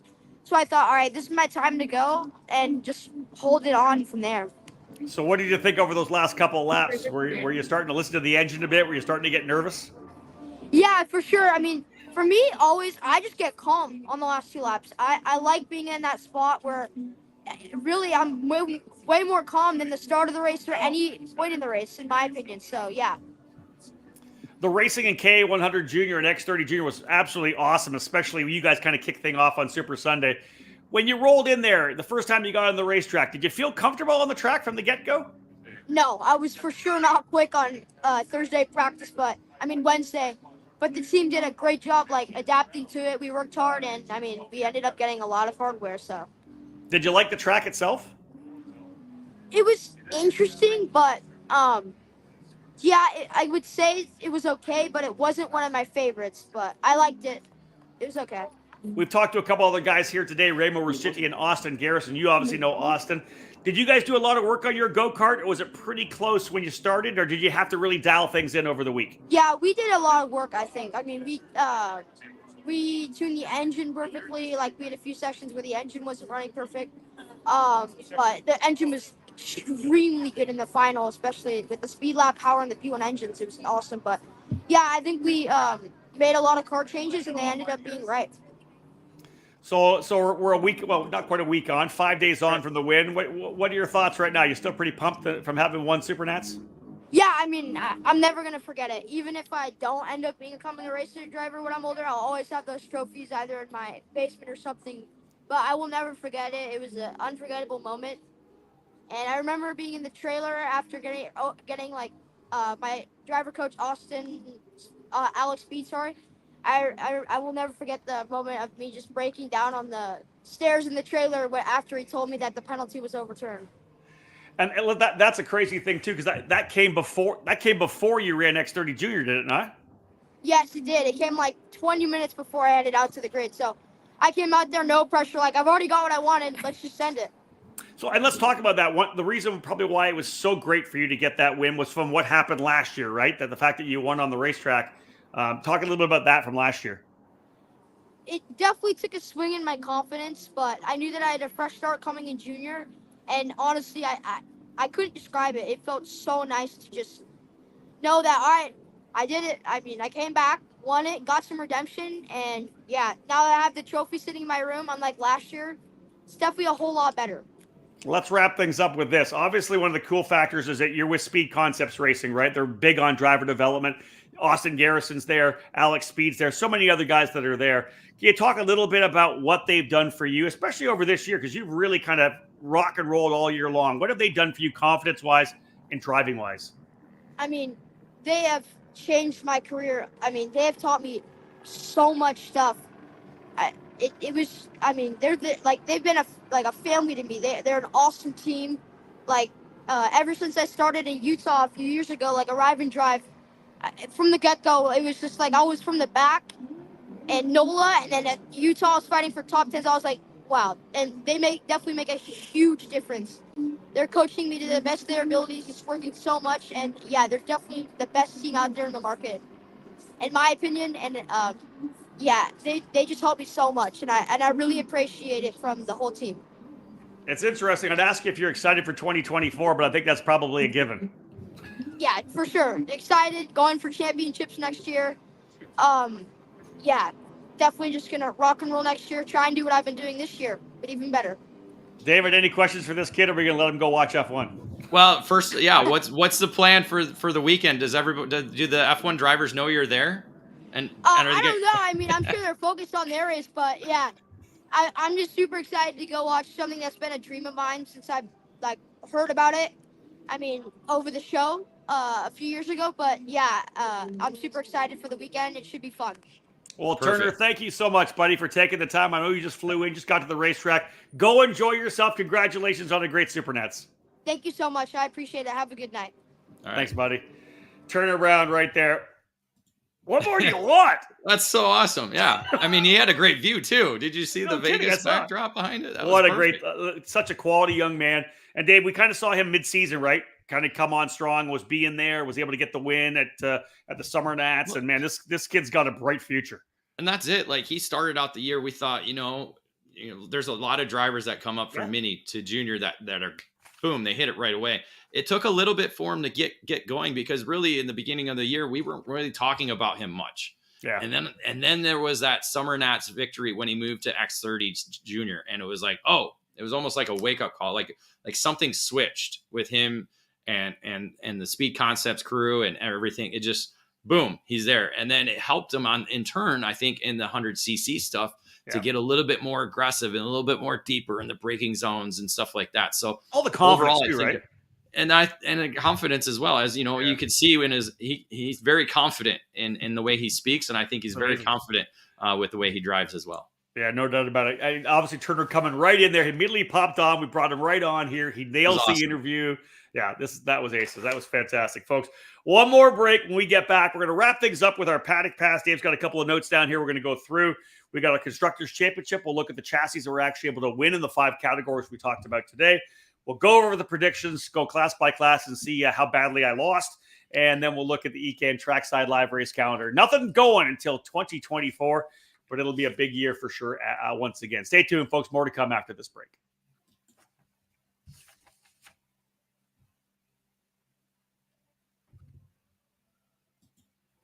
Welcome back to part 2 of our EKN Debrief for this year's Superkarts USA SuperNationals, the 26th edition of the event, coming off a great interview with young Turner Brown from Speed Concepts Racing, live from the track in Las Vegas for the F1 event, and I hope he has a fantastic weekend. David, you got to think, you're cruising around Las Vegas. I was here a week ago, boys.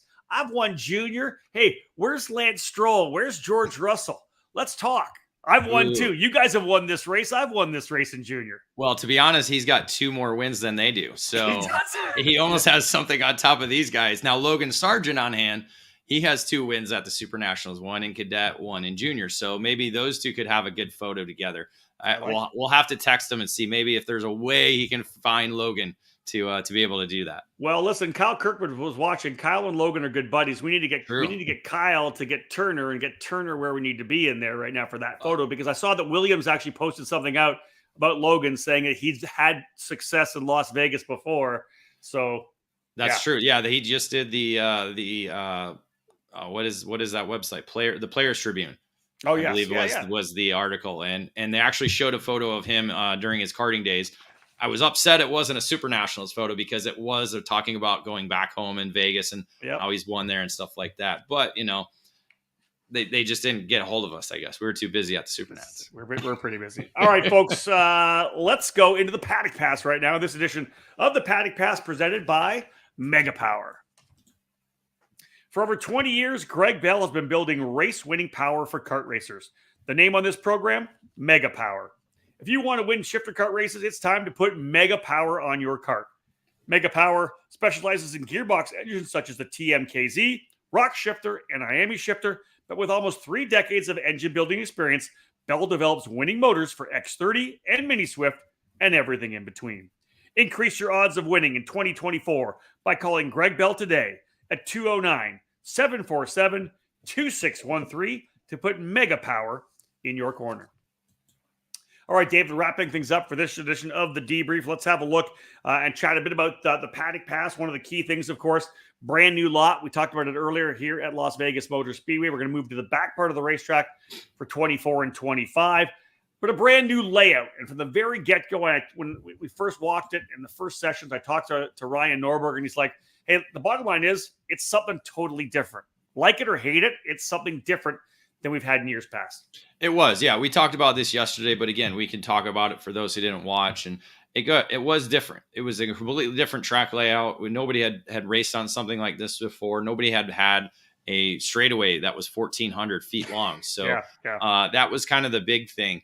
And again, we talked about it a little bit earlier, but I'll kind of reemphasize it was a lot that they didn't really know what to do with in terms of how to lay things out. So they tried something. They had the separate paddocks. This was a comment earlier. I wanted to wait till this point, but Richard Gutierrez said, what I missed was we couldn't hear one word of your commentary from our pit to the grid. So as you're walking from the B pit to the grid area, there's no speakers, there's nothing. You couldn't really hear it. So where you're at the Rio or even the other parking lot where we're at, there's speakers all around. But because there was an active road, they didn't have speakers over in that area. So, so that's something that SKUSA did miss. But again, when they're trying to focus on the on-track type scenarios.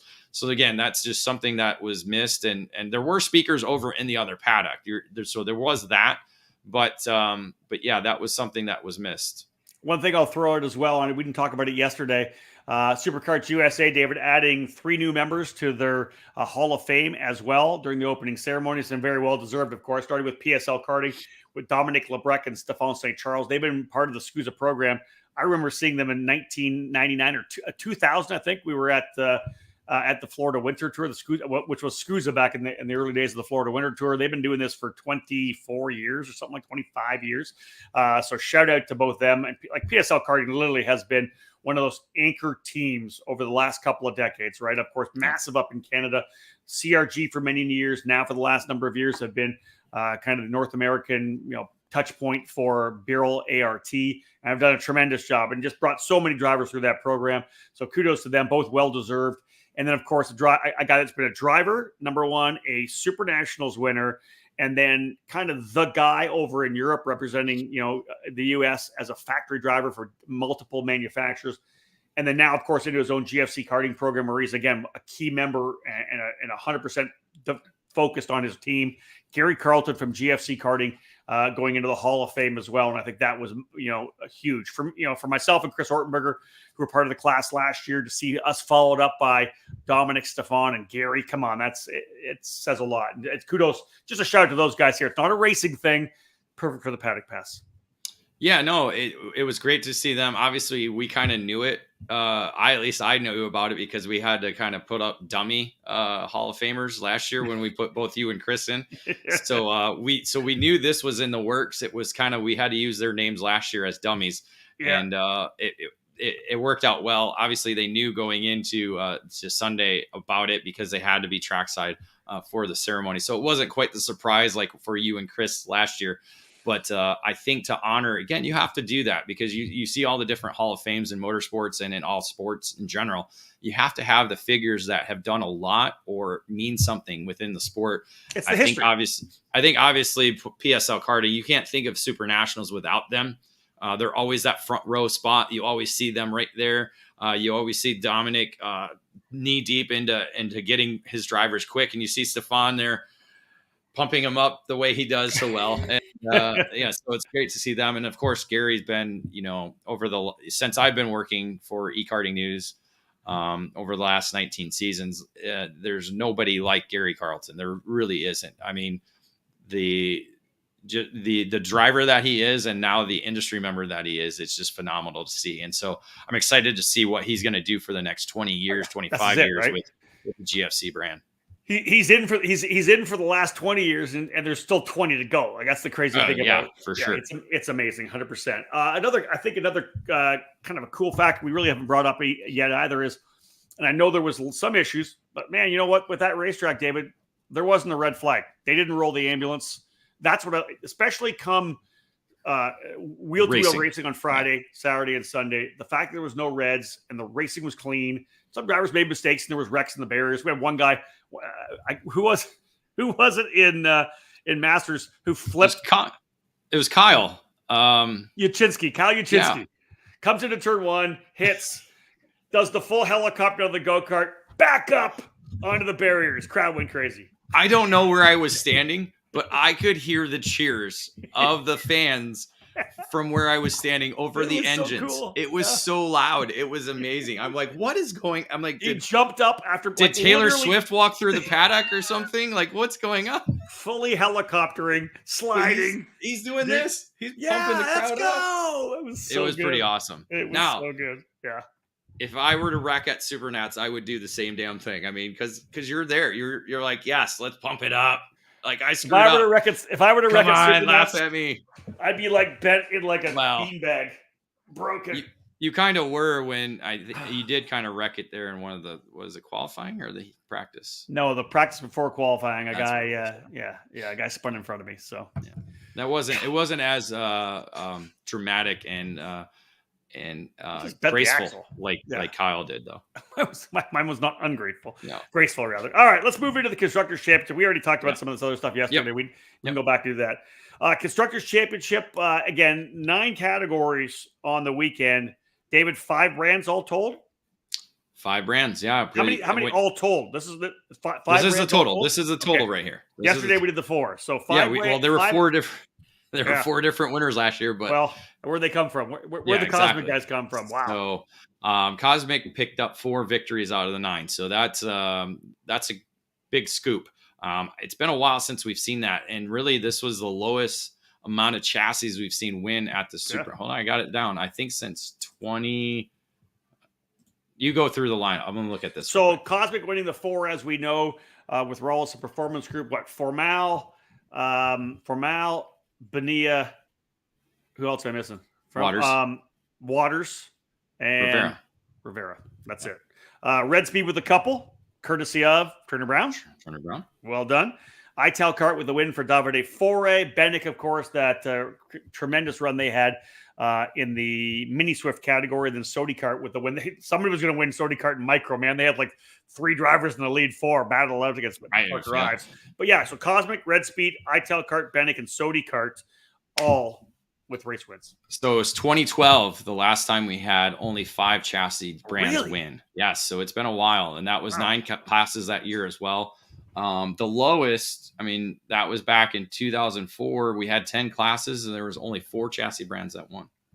I mean, we could go to the beginning, but there were only 2 classes and there was 2 chassis that won. In 2000 and what was one with 4?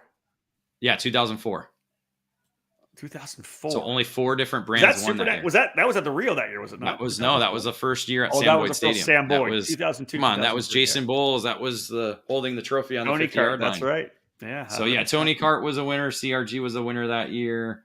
Yeah. Tony Kart. Hold on. Intrepid was the 3rd brand, and Top Kart was the other brand. Top Kart. Who won on Top Kart? 2 of them. You had Jeremy Regal. No, sorry. Matt Kimball won K1. Yeah.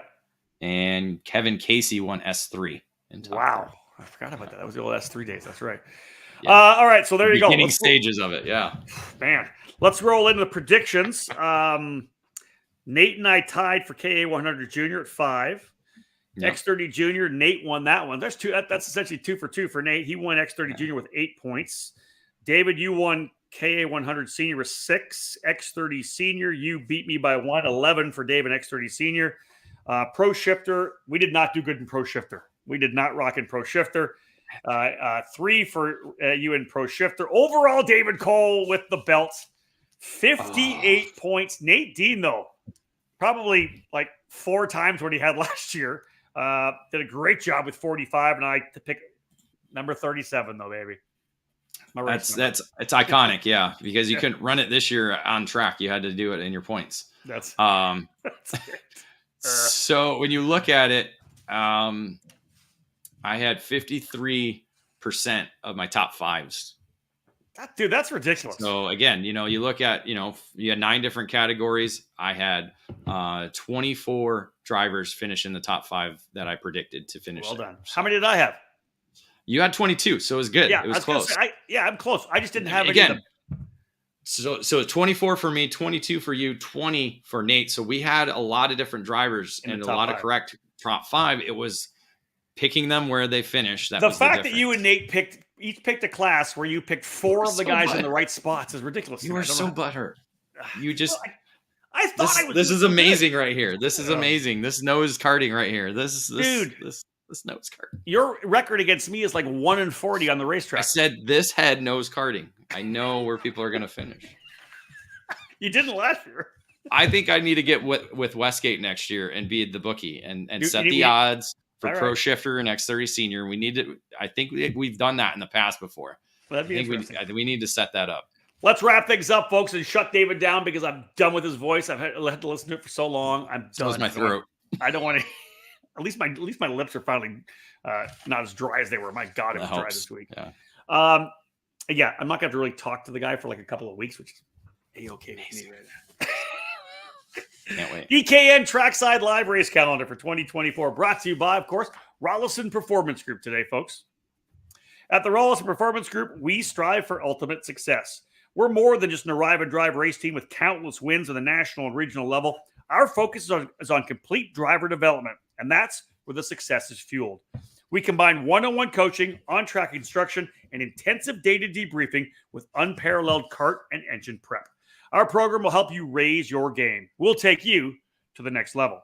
If that's your goal, RPG needs to be your next move. Experience the Rollison difference. All right, guys. Again, Friday, November the 17th. We're essentially off for what, David? 6 weeks now, which is fantastic. Maybe, no, 6, 7, almost 2 months. Almost 2 months, Yeah, we're back for the Superkarts USA Winter Series at AMR Homestead Miami Motorplex, presented by MG Tires. Opening round of the Superkarts USA Winter Series, as I had said. Looking forward to getting back to that. It'll be a couple months off. Everybody ready to smell the two-stroke again. We'll be like dying to get back to the track here in that rev. And then we go at it again a couple of weeks later. David, we head out to hang out with our buddies at the Challenge of the Americas. Andy Saisman and the crew making a lot of big moves to the Challenge of the Americas program this year. A new tire, changing up the classes, the categories. A lot of excitement around that program. There's no doubt about that right now. Yeah, no doubt. And they're going to get the support from the teams and the sponsors that they've had before. So it's kind of like a quick shift. But not a big change. But the biggest change, obviously, is the tire brand that they'll be running. Yeah. They're still going to have the rock engines involved with it, but they're also going to have more IAME category or engines part of the classes that they're running, and also bringing in KZ as well. So that's going to be an interesting shift, and obviously we'll have more about that in the coming weeks as we'll get with Andy. They'll be opening up registration and getting more details out of that program. So yeah, we need to do a face-to-face with him to really break that down. That's going to be a face-to-face we're working on. Yeah. Exactly. Yeah. Yep. Yeah. Because again, very much like the OKN category last year, which was the change. So everybody was interested in that. They're going to return with that as well, but changing to the Vega tire. So I got to think, man, that OKN on sticky tires, that's going to be quite interesting. Let's get at it. Yeah. And again, especially at Tucson. I was just going to say, it's at Muscle One Honda Circuit in Tucson, one of the best racetracks in the country. I love that track. Yeah, so I would expect to see, maybe, like Remo was talking about, maybe getting their program down there. So maybe we get some of those Talcart drivers in the OKN category. Well, you're going to see GFC. We know they're coming. Yep. Greg Bell told me Leading Edge is coming. You're going to have Speed Sense. You're going to have White. Nash, Ron White. Pulled Catalyst down. Full forward direction motorsports and Colorado's 100%. On board as well already. So again, very many, probably the Kart as well. Ruthless karting. Yeah. So it's again the same players that have been part of the challenge for the last number of years. It's just again kind of Andy's obviously making the switch to the tire, but opening up to again IAME drivers, mini, micro, junior, everybody come race. Been a good show, folks. Almost 2 hours. Thank you so much for tuning in. We appreciate that. A Friday night delight primetime show, dude. I'm at the end. Listen, this has been a long. This is late for you. This is late for you. Not the fact it's even late. It is actually late for me. The simple fact that we've been going at it for how long? This is I'm done my 29th weekend. I have one more trip to do. USF Pro tire test, the Continental tire test at Sebring on the 11th to 12th December. That's my last trip. 30 or 31 trips this year. I'm ready for a break. I know you are for sure. Yeah, breakdown and got Thanksgiving next week, so that'll give us a little bit more time to recoup. We'll have some other stuff. Put the lawnmower in the garage. I already did that actually. Bring out the snowblower. Whenever I go to Supernats, it snows, so I made sure I had that ready to go in case. But it's been great weather here, but the cold stuff's coming. So it is. getting ready to hunker down for winter and get our escapes when we go to Florida and California. Just a quick thank Arizona. you, David, to you, Nate, and Betsy. You guys obviously killed the coverage this year. From the previews to the outlap to everything that Nate and Betsy did with the social media throughout the week. We had great social media coverage, a lot of great input. I had a bunch of people message me throughout the week. Obviously, being able to, there's the kart chaser stuff, the we do our stuff, and it's kind of a symbiotic relationship, which is great. And it just provides levels of coverage that we haven't seen in the sport before. Time to take a break. I would say time to take a break, but we got a ton of stuff to do because when we go into December, obviously after Thanksgiving, that's a time that we can push. We can do a lot of great off-season stories. We're going to bring that roundtable in we talked about, and there's going to be a lot more content coming on YouTube for sure. One final thing. Way to go, David. Beat Rob again. Thanks a lot, Gary. And my good friend Gary Collin throwing me under the bus. You got to end the Supernats with that. Whoa. Oh, he beat me again. You beat me on the racetrack, and you beat me with things. I can live with that. Right. And I beat you in predictions last year, too. So I don't think I've ever beat you in predictions. I think the early years, maybe. Okay. All right. Well, these aren't the early years anymore. Good point. Folks, thank you so much. And again, this was my 26th SuperNationals, 25th year for Howden Media Group. David Cole getting ready to enter his 20th season at the helm of ekartingnews.com. We thank you so much for tuning in. As always, big shout out to everybody from Superkarts USA. Did a tremendous job. It was fun to work with the guys from Kart Chaser as well throughout the week, and that was a lot of fun as well. Again, 2024 just around the corner, unless somehow I decide I'm going to run Daytona and Margay. You never know. That could still happen. Not quite sure. Winter Nationals for Cup Karts? I can't do Winter Nationals. I need that's right. You got the thing, yeah. Yeah, I already got something going. And I also need the full break. So bottom line, all you guys that tuned in, who are watching on YouTube, if you haven't subscribed, please do that. Lots more social media to come. Thank you so much for tuning in, folks. On behalf of David Cole, my name is Rob Howden. Bye for now.